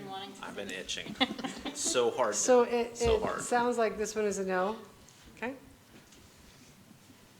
22, increase preschool-age children into our programs. Gail, I bet this one's yours.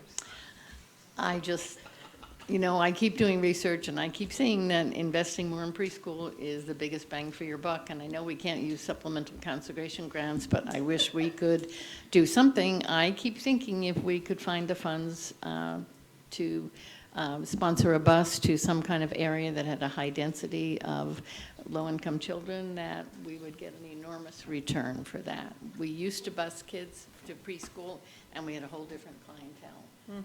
The families that can't afford preschool can't afford transportation either, and that's my pitch. Thank you.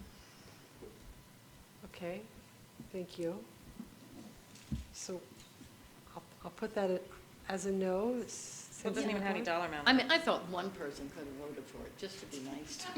I'll vote for it, Gail, in spirit. I'm in the. You're not in the DAC or the leadership, Megan, so you Well, don't get that I'm opportunity. retroactively absentee voting. Okay, there you go. Number 26, attendance incentive, $3 per student to site. I didn't know what that meant, so I'm curious about that as well. So what that was doing a per pupil allocation of $3 per student to provide for attendance awards incentives. Oh, you weren't paying it wasn't like a. Not the student. No, I didn't know if it was the student And or you're what not it the was. only one that asked that question. might work. Yes, I know. $3 a day. $15 a week. Okay. But that was the idea, to increase the amount of incentives, shorter incentives. Okay.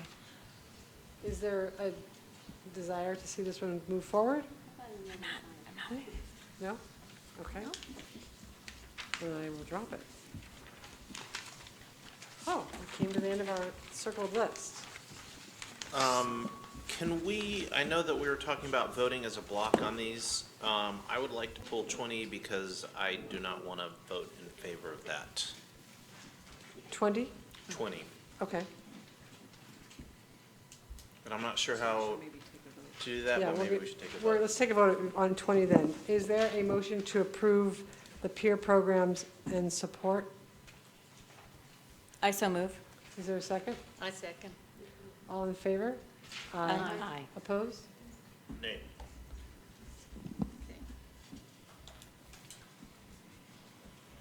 So then the rest of these, number 1, 3, 16, 18, 23, well, 32, is that going to be just one-time money though? So it's not coming out of supplemental. So do you want to include it though? Yes. 32, 37, 38, and 39. Is there a motion to approve those items? Oh, trustee Nelson.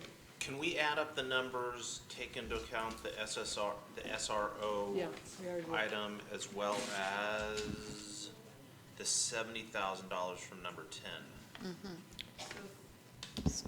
So through number 39, the first section, it's $525,500, which leaves $85,500. So if, with the board's consideration, if we can set aside the $40,000 for the SRO, that leaves $45,500, and then we could put that $45,500 toward the data discussions until we know. Toward the what? The data, number 10. Okay. Or you could Which buy more is- furniture. Which Wait, is I- what Tyler was talking about. I lost track. So if we do all of the starred ones and 10, No. If we do all of the starred ones, it leaves $85,000 left over. Out of that 85,000, 40 of it we're setting aside for the possible SRO. And so there's another $45,000, which could go towards the number 10, which has a total of 69,000 as is, which could be Partially funded. partially So- funded. I'm not I would prioritize the data discussion over the SRO. So for me, that, I would prioritize that over. So as much as we're not going to make a decision on the SRO, can we bring back both of these? Sure. For next time then? Because we're not going to decide on the SRO today. I would also think that we could look at alternative funding sources for the SRO. I mean, we don't even know what that project's going to look like yet, so it might be that it's achievable through not supplemental and concentration grant. So can we approve up through 39, the ones that are highly recommended, with knowing that there's $85,000 that we will be left to approve in June, whether that's the SRO or later, or data discussions or something else? I'll make that motion. Second? All in favor? Aye. But I would also like to discuss number 10. I am with Megan on this. I think based on what Katie shared with me, that it's extremely important. And that if, there does need to be a discussion about the SRO, which is really hard for me. But it seems like data, we have a lot of new stuff. I would like to put our best foot forward. So could we bring back next time number 10 and number 28, not this big list, just Yes. number 10 and number 28? I would say as separate items. They're very different discussions. You bring back these two items. Separately. But only these two items is Got what it. I'm saying, I don't not think- the big list. I'm not in agreement with that. You think they're totally different. I think that we need to, as a board, we need to value the data that we're given, and we need, if in fact this really helps, and it sounds like it does, that we should put our our stamp on it right now and say, we're gonna spend $70,000 on evaluating the data so our kids are better. But you just made a motion not to bring them back, though. Are you? No, but we agreed we were going to wait on the SRO, so if we make a decision on this tonight, then we have just decided ourselves out of that one. And since we agreed to talk about it at next time, we need to have a little bit of wiggle room, it seems like. I'm with Tyler, because I think the SRO one is very incomplete in terms of like, where is that funding coming from? What precedent are we setting? It's a very incomplete idea right now. And money does turn up. So I feel like if we approved the number, whatever that was, 10, I have faith that staff would be able to come back with more information about how we could achieve the SRO with what funding sources, if that's even the direction we want to go in. Trustee Arkin? Will it be detrimental if we wait on both of these? No, I guess not. I don't think. Then since we have, it's not like next time we have a discussion and we're only gonna pick the SRO. I mean, we needed more information and then we were gonna decide. Is there a problem? I think the problem, I mean, I could go either way, but the problem is we're creating a false dichotomy that we're pitting one of these random things against another random thing, and that's not really what we're doing. So I didn't want to, when I said separately, I didn't want to discuss, we have created a data discussion versus SRO. That's our own doing in pitting those two programs against each other. They're very different with completely different outcomes. So it doesn't really make sense to combine them as in a conversation if we're bringing both of them back. Well, they're combined here, but Trustee Cuban, I mean. I don't want to be a trustee. I really respect you all. I do not want to be a trustee. I think we're just proposing that we bring them both back, and in between now and then, we can also look to categorical funds to see if there's categorical funds that we could put toward, and I really would like to get a concrete proposal together for the SRO. So I would recommend to the board that we bring both items back, not to pit them against each other, but to bring both items back to the next meeting. There's no rush. I'm seeing them maybe not so much as they're pitted against each other, as these are the two items. Well, it was my understanding these are the two items that we're not as sure about, and we wanted to know more about the SRO before we even considered it. That was but Trustee Montpere, did you have your pen up? Yeah. I disagree with postponing both of them, and I understand that we have to worry about that money. It's just that working on this, the system to interpret data, that would give us a head start of a month in terms of how we're going to do that for next year. It's going to take a lot of planning and a lot of, so that would be my thought, that we go ahead and vote for that tonight so that program could get started, because you want teacher input, you want principal input, and we only have another month of school. So then, am I correct in understanding that some of us would like to approve this, or vote to approve this $69,000, and there'll be, what, $16,000 left that will either be for the SRO or not, or for something else? I would like to approve number 10. I mean, because what you have kept us from doing today, Trustee Fernandez, with great skill, is having to prioritize these groups. So if we had to get back into this discussion, I would certainly support this over summer school, or this over some of the other things that we've looked at. So in order to avoid having to rank them, I think we should just fund it, because that would be a whole other can of worms we don't really want to go into. Superintendent? Clarify, the data discussions really only require scheduling. You know, we already have some processes in place for that are good, but it's really a matter of scheduling. So it's not terribly complex. And So that's then why why I'm wait? not frantic to approve it tonight. We can bring it to the next meeting. It gives us a little bit more time to. Trustee Barrett? And I believe that Superintendent Kuban also said that we might be able to use some Title I funds to fund a portion of the data discussion. So that's what I just want a little more time to look at that. I'd like to make a motion to approve it tonight, and if you want to flip around the funding sources for it, that's fine. Are you making a motion? I'm making a motion to approve everything on this list. Well, that's already done. Are you making a motion on number 10? I'm making a motion on number 10. Okay.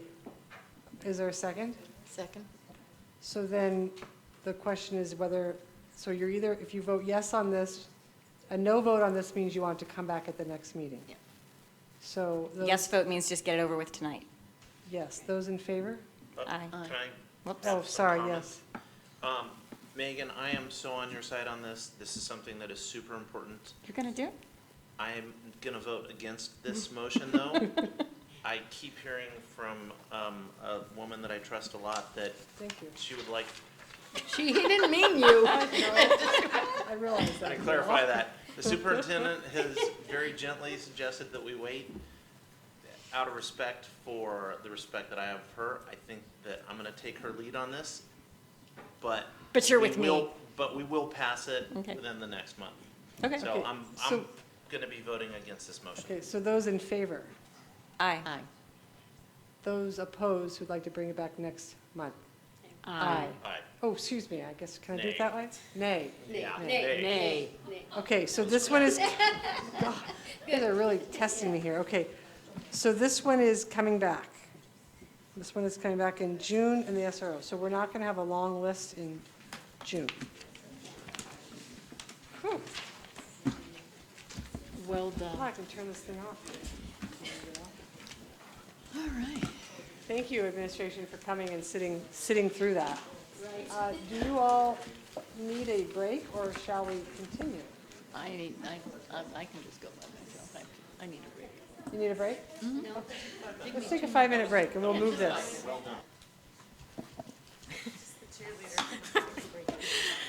Good evening. It's my pleasure to present the DLIP plan to you. We've been, through the Strategic Plan Initiative 1.4, we've been working on our K-12 DLIP plan. And the purpose of that plan was to clearly describe the program and the pathway.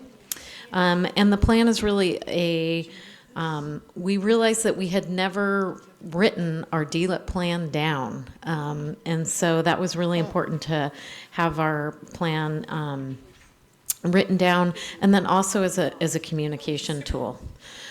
So first of all, I wanted to thank all the people that participated on the committee. Barbara Ganter, Kara Mikesell, who's here with me tonight, Brian Barrett, Gordon Oslin, Ureli, Macias, Kathy Hessam, Alicia Yepes, Veronica Burleski, Magdalena Ruiz, Molly Thomas, Jorge Caracachea, Carmen Matus, Ezra Post, and parents Kim Wellington and Amanda Holstein, who we want to send out a very special thanks for participating late at night. And we also want to thank the pioneers of the DLIP program, Irma Turner and Bob Frazanello, that started the program way back at Nakoma School. So we want to make sure we say thank you to them. The process of the plan was a 3-year process. We started in 15-16. Administrators met to look at data and look at the DLIP students, how they move through the K-8 program and then through the high school. And then in 16-17, we met with administrators and teachers. We met 4 times, and we drafted the plan based off of Sonoma Valley Unified School District. And we want to thank Kara for finding that and thank them, because that was a great template for us to start with. And so that year we met 4 times.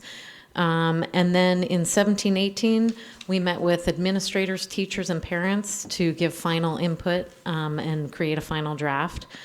Teachers met 4 times, and the parents came to 2 of those meetings. And then also the teachers in all of these years have met to discuss articulation, and that happened with the elementary and middle school teachers, and then middle school and high school teachers. So it's been a very positive process, and we look forward to working together. One of the things we really that was helpful as we were articulating our plan is realizing that we have a K-8 program, DLIP program, and then we have a 9 through 12 pathway. And one of the documents in the plan clearly outlines what the K-8 component of it is and what the 9-12. And that was a really good discussion, so that we could see that, when students get into high school, there's lots of choice, and it's really about them choosing their pathways and where they want to go. The goals of the program. So there's 3 main goals: the bilingualism and biliteracy. And one of those is under that is really to have more of our DLIP students attain the seal of biliteracy. We looked at the numbers of those students that attain the seal, and we thought we would have more. And so that's something we're really working on through education early with our parents. The high school's created some nice documents around the seal. And really exciting is this year, Ureli Macias sent me all the data. This year, we have 75 students that are getting the seal of biliteracy. The year before, we had 49. So we have more students attaining the seal, which is fantastic. So that's really exciting. The other goal is academic excellence, and then goal 3 is cross-cultural understanding and development of pro-social skills, which I know Kara and Mr. Barrett have presented on PBIS and the importance of social skills. Chapters in the plan are mission and vision statement, program history, which was really fun to pull that together. It's a short little history, but to talk about that and kind of dig a little deep and find out what year it actually started. And then we dive into programs, features, and what the California Seal of Biliteracy is. Chapter 4 has research. We took most of that from Sonoma Valley. We added a little bit, so I'll be honest there. And then we really worked on the participation guidelines. And then one of the most important parts we thought was really helpful as a communication tool to parents is Chapter 6, and you have a short copy page of that just shows, so some of the information that would be that's in the plan is just showing you. We always talk about, when do the students get to 50-50 or they're 90-10, and what does that mean? So these charts clearly outline how the language of instruction is divided up throughout the day, and which is a really important part for parents to understand what's happening with their students. And then an example on the back is the middle school. So lots of really good information in there for parents. Our next steps are it's a pretty long plan, so kind of back to what are some ways we can do more communication with parents in a different format. So we want to create a PowerPoint that's a little abbreviated with information, and also a flyer, and we're hoping that we can use the new communication specialist to help us with that project. So so we're really looking forward to that, and we'll take any questions that you have at this time. Trustee Van Sant.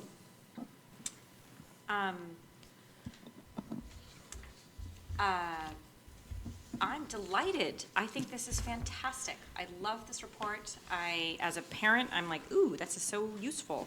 And as a board member, it's wonderful to see it all laid out here, and I just think it's great. So thank you. I know we've asked for this, and it's here, and it's fantastic. Well done. Thank you. You're welcome. Yeah, I agree. It is a fabulous plan. Very thorough. Trustee Montero? I'm so excited that you were able to use somebody else's plan instead of, I mean. So are we. As I was on my 48th page, I thought, 2 days would have been nice to have more than 2 days. But that's really, plus I imagine you were able to get some understanding from them about what has been working and what hasn't. And so, I thought it was brilliantly done. One thing that was really neat is one of the teachers that's on the committee, her child goes to a different DLIP program. So we actually talked about some of the learning from her experiences as a parent when we were working on the plan. I think the other thing on the pathway, which took me a little while to understand, it really is amazing how many options students have. And it seems like there's a lot of support all along the way. In other words, having to be, the pre-requirement in some things is you have to have your teacher approval and things like that. I guess my only question was, can this be done without a 0 period? Oh, you mean at the middle school? No, at the high school. It's not We don't they have a zero. I know, but we don't have really zero period at Pomolita except for this program, these kids. So I just was, since that's been an issue with the board, I just wanted to be sure we're not going to backtrack on that. At the high school level, that did not come up as an issue. It was at the middle school. So they had a solution to that. Also, we really, by showing the pathways both in foreign language or world language and in English language arts, we're really trying to promote the idea that it's dual language and that you need to be proficient in both languages, so that people really understand the importance of also the English language component of that, that you're going to be literate in both. Trustee Arkin? I just want to say, you guys did a wonderful job with this whole program, and I remember it at the very beginning, and how difficult it really, really was. And you kept, different people kept going forward and forward, turning, adding this, subtracting that, and made a program that looked like it was not going to make it at all into a really good program. I'm pretty proud of you guys. Thank you. I'd really want to thank again the administrators and teachers that participated across all three schools, because it was a big commitment. Yeah. And they've it's done a big- great job. It's a lot of work. Trustee Montpere?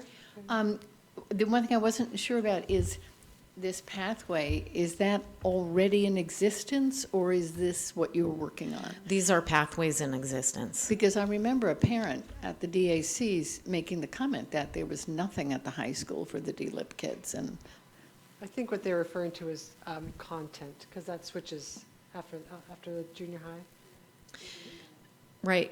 The reason we call it a pathway at the high school level is we don't have a cluster of students that are only DLIP moving through the high school.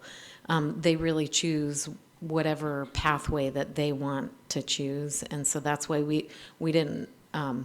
We wanted to definitely clarify the difference between that. And that's why they're not just with DLIP students. So when they're in their social studies and math in middle school, Spanish language arts. Thank you, Spanish language arts. They are all together. But when they're in the high school, that's not always the case. well, I think because that's there's other a healthy thing, students. actually. I think rather than being the same, with the same 28 or 30 kids, can Yeah. be very And- limiting in other ways and defeat your purpose. One of the inputs we got from the parents that we added into the plan was to recognize the students that they do an awards ceremony at the high school, not during graduation, but one of the parents felt like it was really important to recognize the students that went all the way through, continued to take language and attain the seal. So we added that in there, and it's going to be added into the awards ceremony. Trustee Barrett? I just wanted to add my kudos also. I think this is a great report, and just to piggyback on Gail's comments, I know that over the last, about 3 years, I guess, it has been, I mean, it was a struggle, and with a lot of work on the high school and Pomolita's part, they've gotten kind of a strand, so to speak, that seems to work out really well, having grandkids that went through that, and now going to be a senior next year, going all the way through, and choosing the pathway that she has chosen through high school. I think it's wonderful. I think you guys have really worked hard. And do you give this whole packet to parents now, or is that the plan? I think our plan is to do a condensed version, but we're going to put this on our website, and it's being translated right now in Spanish, the final translation. We'll have it on our website, and I'm sure the schools will have it on their website. And then we do want to do a more condensed version with just some key important pieces in it. But I think that all of this information is really, really good. Great. I wish there could be some kind of open house or something at the high school with these kids who are like in the 11th grade, where they, I don't know, did a presentation of an analysis of Spanish literature or something. That would be really cool, or a little play or something, and we just. Maybe we should go attend the Spanish literature class. Yeah, it's pretty amazing. Trustee Barrett, is your highlighter up for any other comments? So there's no action needed on this, but thank you for a really thorough and comprehensive report. It's really great. Thank you.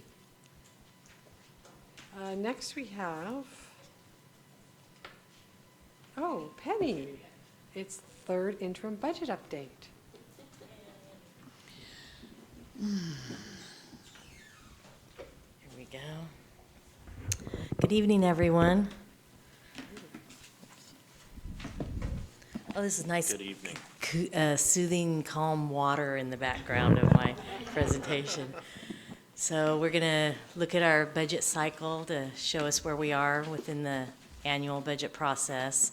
We're going to look back at our second interim report, what's changed, the impact of the changes, and we'll look again at the second interim multi-year projection and then where we go next.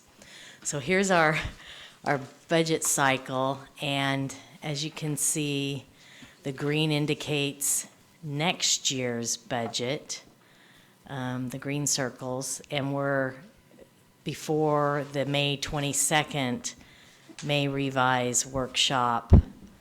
So we'll know more information about the 18-19 budget then. And the blue, you've received the second interim report, and so the next piece you get for this year's budget is the estimated actuals for 17-18 that are adopted alongside the budget for next year in June, so just next month. So this is a slide from the second interim report, and the changes basically are our ADA projection. You may recall a couple of years ago, we increased ADA, and then the total amount of the projection didn't materialize. And so what's happened here is that we had estimated 5,616 ADA at the second interim budget report, which is what calculates into our total revenue for the LCFF. The update, we use the projected P2 to do that, and now we have the actual P2, which came in at 5587, so there's a decrease of 29. Now, what that means for the whole year, though, is that instead of being an increase in ADA of 47, it's only an increase of 18. So while it's an increase, it's less than what the last report showed. So I wanted to be sure you were aware of that. Now, the good news is that since second interim, there's been an increase in next year's COLA amount, and it's 0.2%, but on our $55 million LCFF, that's a little over $100,000, so we'll take it. So we've added that into this new calculation, and that's where the green chart is this year, the light blue chart is next year. And so you can see the second interim column, that's where we were in March when I shared that official report. Now that we have actual P2 and then the change in COLA is in there, these are the new numbers, and then the difference column. You can see overall it's this year 260,000 less, and breaking out the base grant from the supplemental concentration grant. Not too big of an effect on SCG money. Next year, a little less of a difference because of that COLA. See, that was a big help there. And then I went ahead and did the next 2 years, because when you do the LCFF calculation, it always gives you the current year and 3 out years. So starting next year, we're at our target until the governor or the legislature increases the target to get us moving on a path of additional revenue. So, as you can see, there's a loss over what we had showed in our multi-year projection. This, again, is not updated. This is a slide from second interim. And if you'll recall, I was very careful to state that the amount in yellow that's a transfer in from the reserves are not large amounts, but they do not include any salary compensation increase, which we expect will occur due to our MOU with our teachers union for a salary compensation formula. So that's very important to realize. This is the second part of our multi-year projection, which shows the ending fund balance and the reserves. And so again, our reserve percentage is looking solid. However, once again, it does not include any salary compensation increase, which will be based on the amount of new money and going through the formula, which we do a true up in October, by the end of October, after we get our actuals for this year.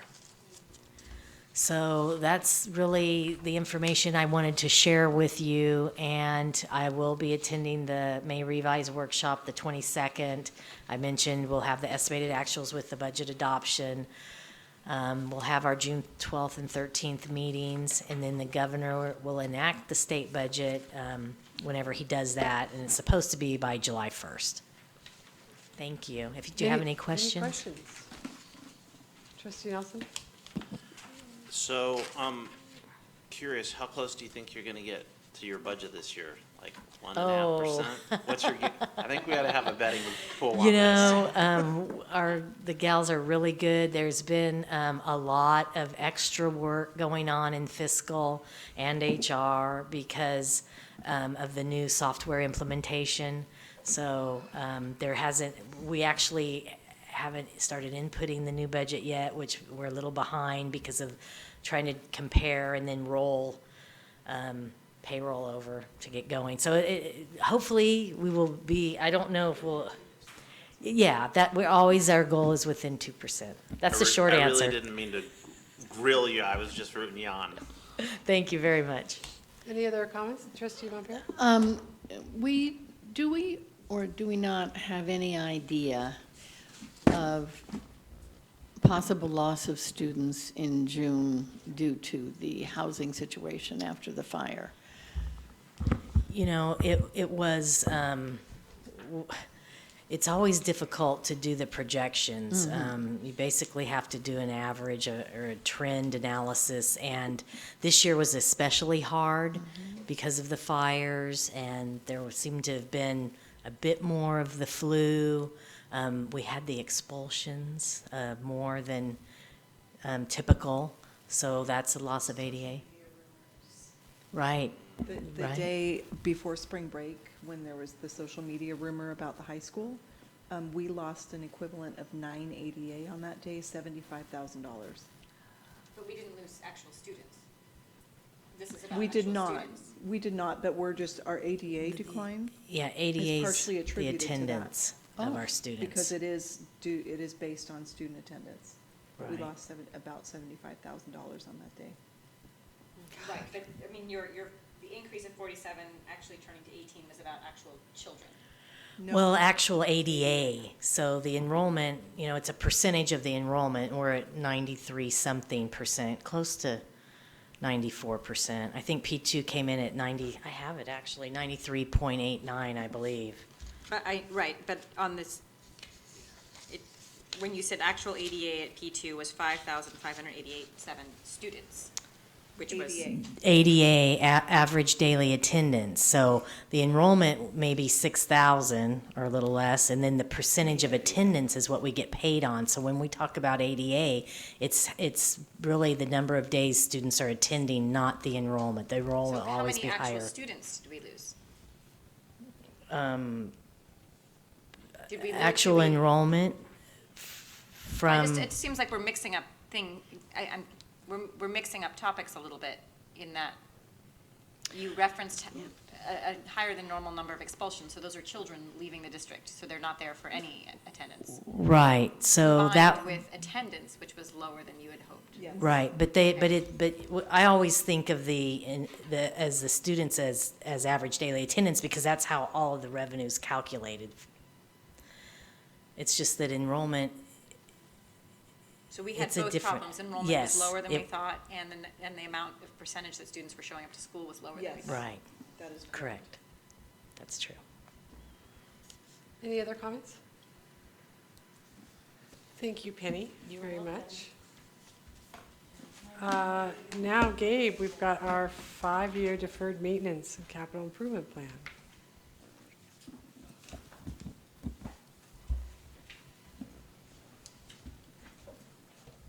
Good evening. I intend to be brief. With that said, obviously, if you have any questions, feel free to jump in. I'm only really going to be highlighting items that either were not on last year's or that I feel like we need to bring to your attention. So with that said, jumping in. Ukiah High School, the only big change over last year was the addition of the potential for a CTE facility, and this would be in support of the new construction pathways. The idea is to have a large, basically metal building that they can then build tiny homes or other construction projects in all weather. So this one is still really in the high level phase, because the intent would be to fund it through CTE grants, which is being fleshed out at this point. Construction projects there, the only thing going would be the DROPS grant this year, which will not only help with some stormwater mitigation, but should also help pretty up the campus a little bit. Is that done? That's going to be done this summer? That is this summer, yeah. Is it going to look really visibly pretty? I mean, will we notice it? There's a large amount, the majority of the work is in the front of the campus, so parking lot. It will look prettier, yeah. There's an extensive amount of planting going in. The majority of the planting is actually targeted for fall, so it will be actually after school starts. Planting plants, no matter how hardy they are in 110-degree heat in this climate, is a bad idea. So, but it will be very visible, yes. Hopefully it will be visible in the good way. South Valley High School will know in a little under a month how this one's going to flesh out. We're out to bid on it at this point. That would be for the CTE building and the admin building. It looks like the old admin building at this point, our intent is to keep it there over the year, because we don't know, at this point we don't know whether we're going to be able to award the CTE building or not. It's all going to depend on what the numbers are, and we felt that it would be more important to leave it there as a contingency for food service and for extra staffing if it was necessary. So.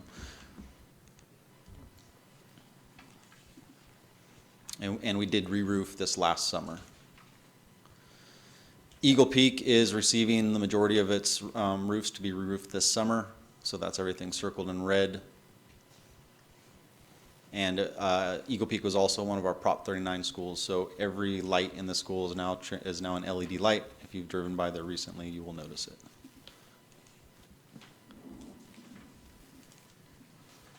There's a picture of the newly repainted library with the lights on. Pomalita, due to be painted this summer. We're under contract, and that's an entire campus repaint.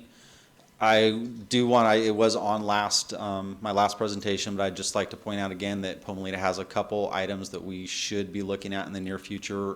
One of the big ones is the SEM roof. It's really due for a re-roof. I do have concerns on that one, and we want to be aggressive on that. There's also 2 of the heating and cooling systems in the school are what's called a central plant, and they're a little bit aged. We have concerns on their longevity, and we did have, if you remember, 2 major leaks in the hydronic system at the beginning of the school year. So we got a new floor out of it in the upper SEM, but long term we're going to have to be paying attention to that one as well. What color are you painting the school? We're going to it's kind of a cool blue, a cool gray on the exterior. So it's a really neutral. It's almost Pretty. exactly the same as Eagle Peak, and then a dark blue trim. That was the student's choice. So. The weeds. That's important. This is important stuff. I will say, and I didn't tell Mr. Barrett that the base color is actually the same color as Eagle Peak. I've been really trying to standardize our body colors because it saves us a lot of money in the long run. And it's, you know, the trim is something we want to go out and have a little flair on, but the body colors we want to standardize a little bit. So, You're on video now. foiled again, technology. Calpella, again, complete revamp of the lighting systems, all LED. Calpella is, I would rate, in excellent condition with the exception of 3 older modulars and the north wing and north admin building, which do need some attention to the roofs and the HVAC systems.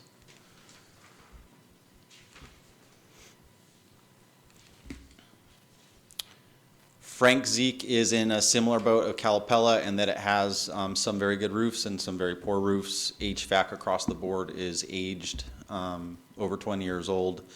The only other thing I'd point out with Frank Zeke, as in the negative column, is it does have some substantial issues with water quality. It's safe. The issue is it's iron pipe that's deteriorating, so it looks very funky. We filter it, but it's something that's, again, going to have to be addressed in the near future. On the positive note, we are looking at adding some play structures this summer, and the majority, you know, over half of that funding looks like it's going to be brought by the boosters. With much joy on their part. So. Have the pipes at Frank Zeke started failing yet? We have not had any failed pipes. We monitor the leak detectors pretty closely. I think it's only a matter of time. You know, the larger problem is majority of the pipes are underground, so replacing them is not an easy project. There are some water quality grants through the state that we're looking into, and this would be our #1 priority for it. So. And we are eligible for those grants because a lot of it's based on local income levels. So. And there's Frank Zeke. It was repainted last year. It looks great. Yeah, it's pretty close. Grace Hudson, another Prop 39 school. Even though the lighting is relatively new, because it's one of our schools that falls in PG&E's sphere, it's significantly more expensive to light because PG&E energy costs are much more than City of Ukiah, who has outstanding rates. So we chose to spend some time on Grace Hudson because the buyback on that is very good. It will lower our operating costs district-wide, and that's money back in the general fund. So, I did keep my placeholder for Grace Hudson in here, which is the central plant, but I won't drill down to it. We've been there, with the one exception that we are planning to issue a request for services for a mechanical engineer sometime this summer or fall for what's called a feasibility study for replacing or renovating the central plant. So we haven't come up with the funding for it, but we want to start working on a plan. Hopland, not much to say other than that the weeds continue to grow. The school is still in decent condition, and law enforcement, whenever they want trainings, I get them out there. It's in our best interest, and they're getting some use out of it at least. So, in fact, Fish and Game was recently out there and did a considerable amount of cleaning up. So kudos to them. Nokomis Elementary, another one of our Prop 39 schools. Not much planned there in the very near future, although this is probably one of our schools that's on the lower end of the spectrum. Roofs, HVAC units, paint, flooring, across the board, it's starting to become an issue.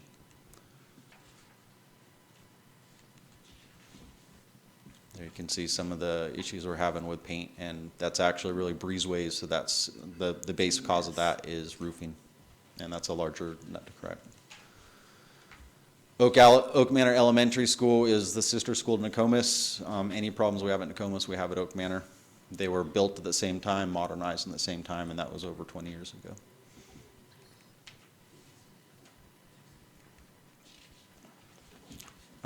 We did do two major projects last summer. One was getting rid of the asbestos lid in the cafeterias. That's one of our last major asbestos areas in the district, which I was very glad to get rid of. That's the ceiling there, the new ceiling. It looks great. And then we also had a new mod dropped. A substantial amount of the work was done by our district staff. So you see the slide in the upper left-hand corner. You can't quite make it out, but that open door has one of our logos on it, and that's one of our staff members installing some bollards. So they did a great job. Redwood Valley Elementary, some exciting opportunities there. But again, the school continues to deteriorate. We continue to have break-ins. I think it's probably only a matter of time before we start having some major roof leaks too. Ukiah is in middling condition with our in-town elementary schools. Roofs are in better shape than Oak Manor and Nokomis. It does share issues with HVAC units and a couple of targeted roofs, and then all of its mods are getting near to the end of their service life. Half of the school was painted last year, and we're targeting finishing the rest next year.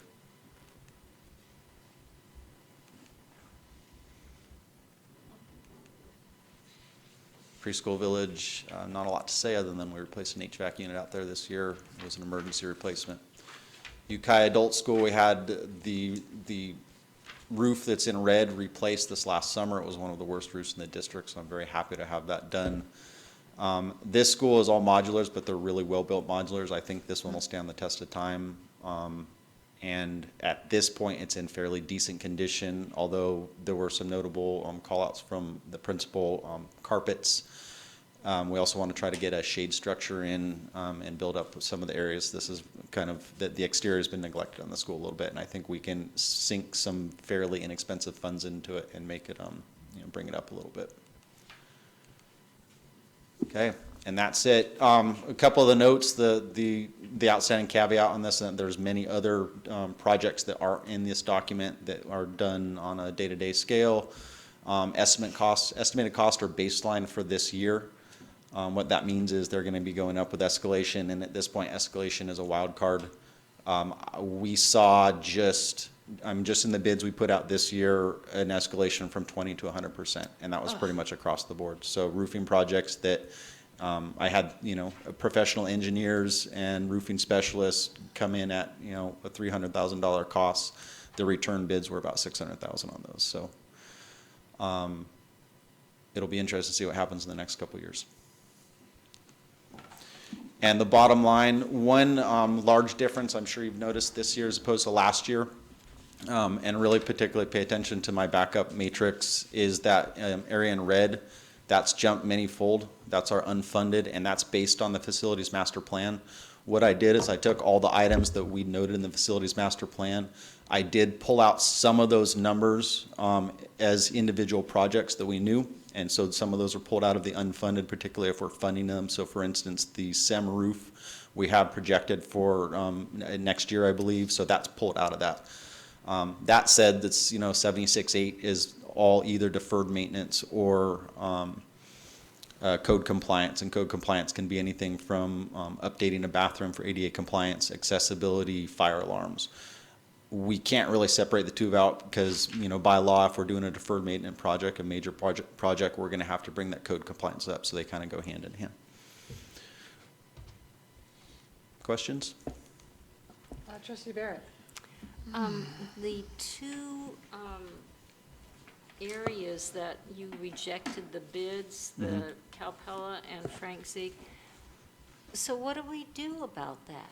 I mean, do we go out to bid again and it gets better? Or Exactly. I mean, so both of those roofs need to be addressed, or both those areas need to be addressed because they're multiple roofs. They're not actively leaking.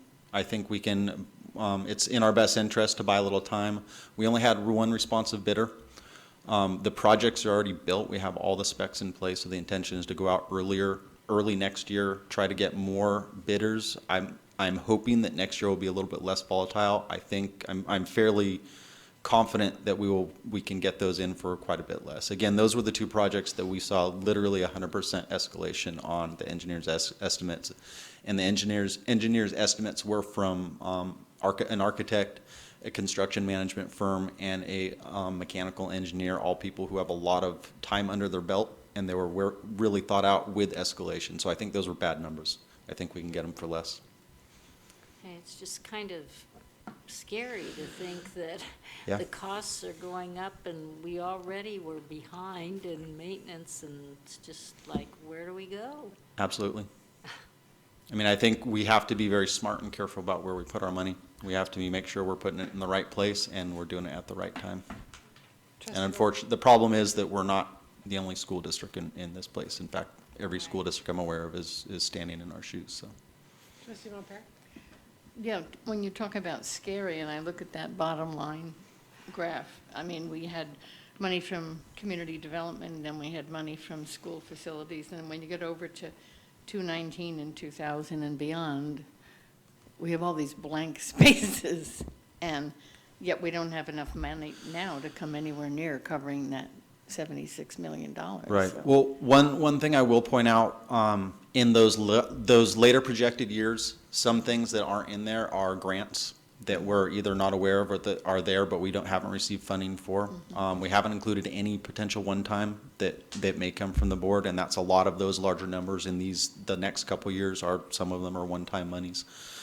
The only thing I'm basing it on is my guesstimate from our routine restricted, which is 3% of the general fund, less our operating costs. And we always want to have a little bit of reserve for an emergency, and then the $300,000 a year that has been allocated for deferred maintenance. So we have a lot of needs in the district. This is only one of them. I'm aware of that, but I do agree with you. Yes. And I had one other question on Hopland. When I was looking at the aerial, I thought at a board meeting about 2 years ago, we had agreed to keep those fields green. Does anyone else remember that? Glenn McGordy brought it up and said that it was his understanding when they closed Hopland that the board had agreed to keep the fields green for the community. And he brought it up and we went back and I thought said, yes, we would keep them green. Do you remember that? That would have been before my time. We also had a drought, so that's before my time too, so. Oh, you're just saying that. So. No, really. Anyway, I don't know. It's a thought that the community had raised the issue. I can't remember. I remember there was a talk of grass, but I don't remember if it was about mowing grass. Yeah. No, it was about keeping it green. There was nothing to mow. It had gone brown. That's why my memory obviously is not quite right there. Trustee Arkin? I don't remember the green part, Gail. I do remember that we were supposed to keep that and Redwood Valley mowed down and decent enough, so it didn't Could be look all used by mud. the community. Yeah, but I just remember the cutting and stuff like that, Well, but we- not the we- green because of the water. Right. So that's the part I don't remember, but the other part I do. Well, we weren't watering it is what Glenn said. Right, And exactly, yeah. and I. So if we thought don't water it, we don't have to worry about mowing it, so. Yeah, Well, it still grows. It does rain. In The fact, rain, it, Oh, okay. we do mow it. Fire danger is one reason, and the other is critters. So we do mow it. We do try to keep it as maintained as possible. And even without watering it, due to the aggressive schedule we have elsewhere, there's times that we'll get up to waist high or more before we can get back there. So we currently do not irrigate it. I would have concerns with trying to irrigate and present it as a plain field because keeping a field in good playable condition goes beyond irrigation and mowing. You also have to do, gopher control. There's quite a bit else that goes into it, and as we know from our other schools. So. Superintendent? I was just going to add that we do have a lot of unfunded facilities needs, and eventually, we really need to look at how to fund those. We have modernization eligibility, but we can't access it without a match. And so it's getting close to time to really start talking about a facilities bond. Yes, I was going to mention that we did not include the eligibility amount on here, which we probably should, and just provide a revised version so that we see what our true match amount would be based on our facility master plan. Are those eligibility monies you're talking about the ones that aren't being released by the state of California? There's a line, Yeah. people are in line to get those monies, but There's like 80 we billion. have portables that are due for replacement, for example. We have schools that are eligible for modernization money, and if we don't get on that, it takes a little while to work on a facilities bond, and, our kids deserve to have great facilities, and so eventually it's really time to look at that. The next eligible election that we could look at would be 2020. So, but it's not too early to start planning for stuff like that. So probably in the fall, we'll come talk to the board about that consideration. And it's unfortunate we didn't have this presentation earlier when we had more people to view it. Any other comments?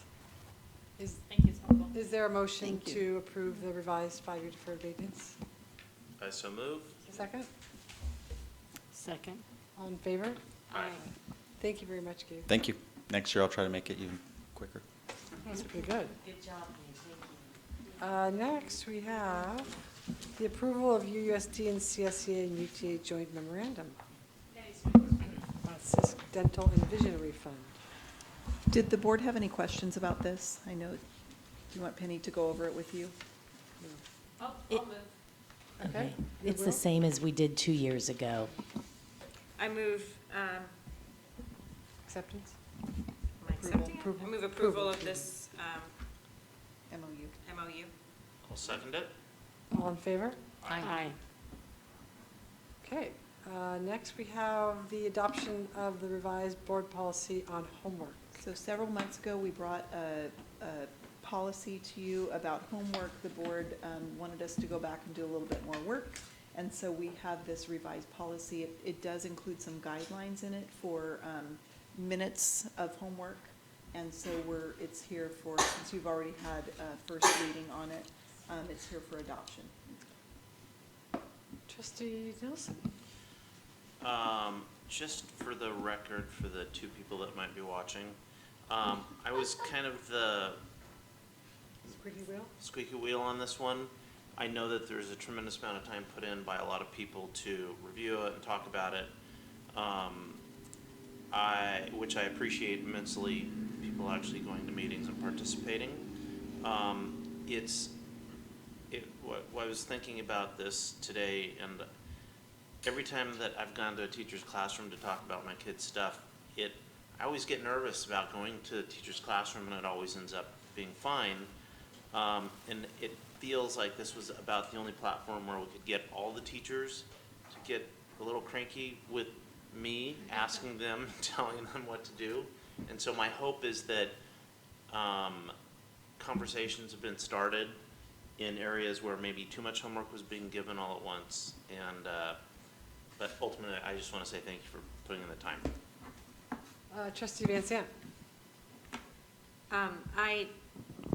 I appreciate the changes you made. I think including the time was really helpful. For me, what I was interested in seeing is giving a parent who was concerned about homework a tool to use, and having it written in there can help them begin that conversation with their teachers if they're feeling like their kids are overburdened by homework. So I just really appreciate putting that timeline in there. That was important, and I think it's helpful. And do you have a motion? I move approval of approval and adoption of the revised board policy on homework and the deletion of administrative regulation 6154. Is there a second? I'll second it. All in favor? Aye. Okay, superintendent's report. I will keep it very brief.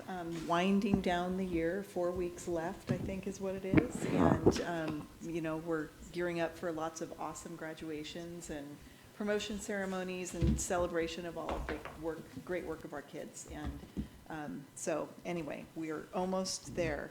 I did want to make a couple of comments about teacher salaries. I know that teacher salaries are a national issue. I care very much about teacher salaries, and I think it has been a board commitment and a board priority to increase our teacher salary schedule. We've increased it by 19.26%, something like that, over the past, since 2012-13, plus an additional 5.59% in one-time increases for a total of 24.85%. I think that's important. I think the fair share formula will show next year that there will be an increase in compensation, so I'm looking forward to that. And I just hope that people will be patient as we work through that negotiations process. Thank you. Any questions for Superintendent Cuban? I wonder if it would be valuable, I'm trying to think of, I used to put this up at our school bulletin board because teachers, never understood where the money came from. But now, this is the list from what needs to be funded and where the money comes from.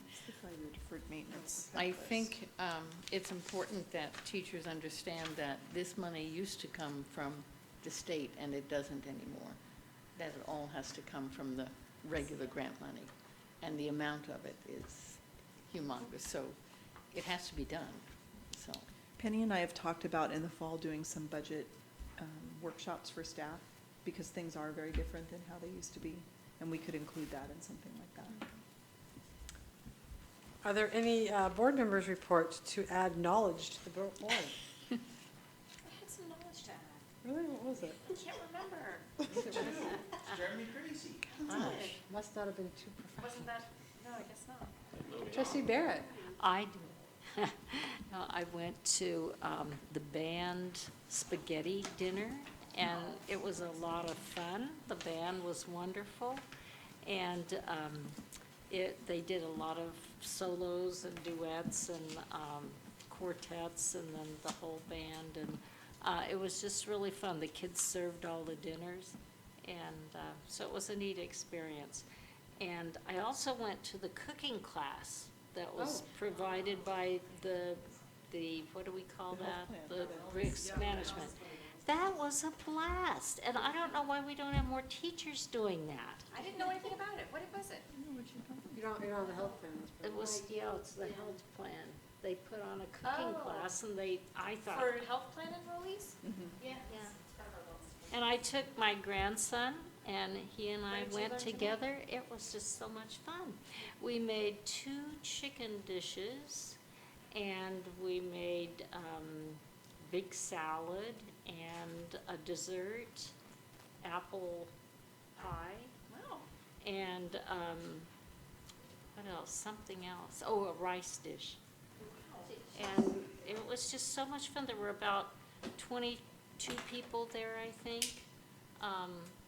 And there actually were 4 middle school kids. So that was kind of fun. And it was just a blast. We all ate together. Nice. Anything else? Okay, moving to the consent agenda. Is there a motion to approve the consent agenda? I so move. Second? Second. All in favor? Aye. So do I need to adjourn this to do, and then we'll do the second meeting with special board meeting? We do have another board meeting. First, we'll do planning. Debbie, you've got it. June 4th, that's a Monday. Tyler will be coming to that one.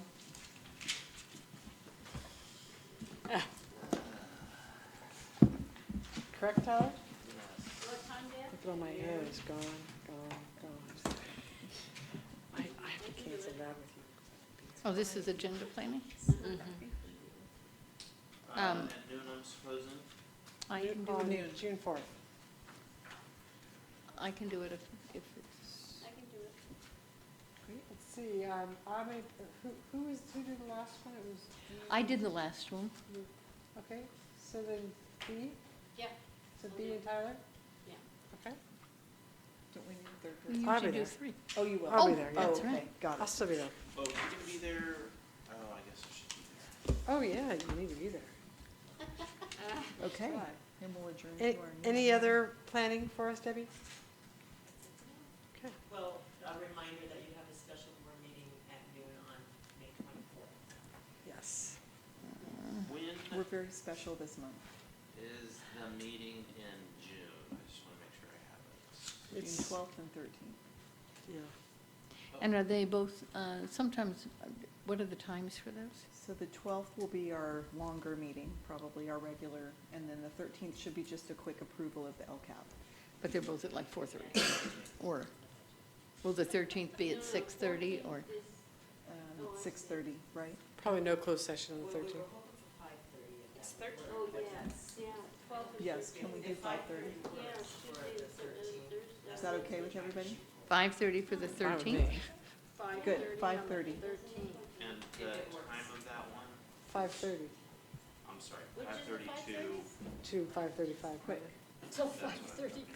Wait a minute, is that You the just- 13th? Yes, Is the 5:30? yes, and the 12th will be our regular time. And what time is that one? 4:30 on the 12th. Okay, the Tuesday one is at 4:30. Yes.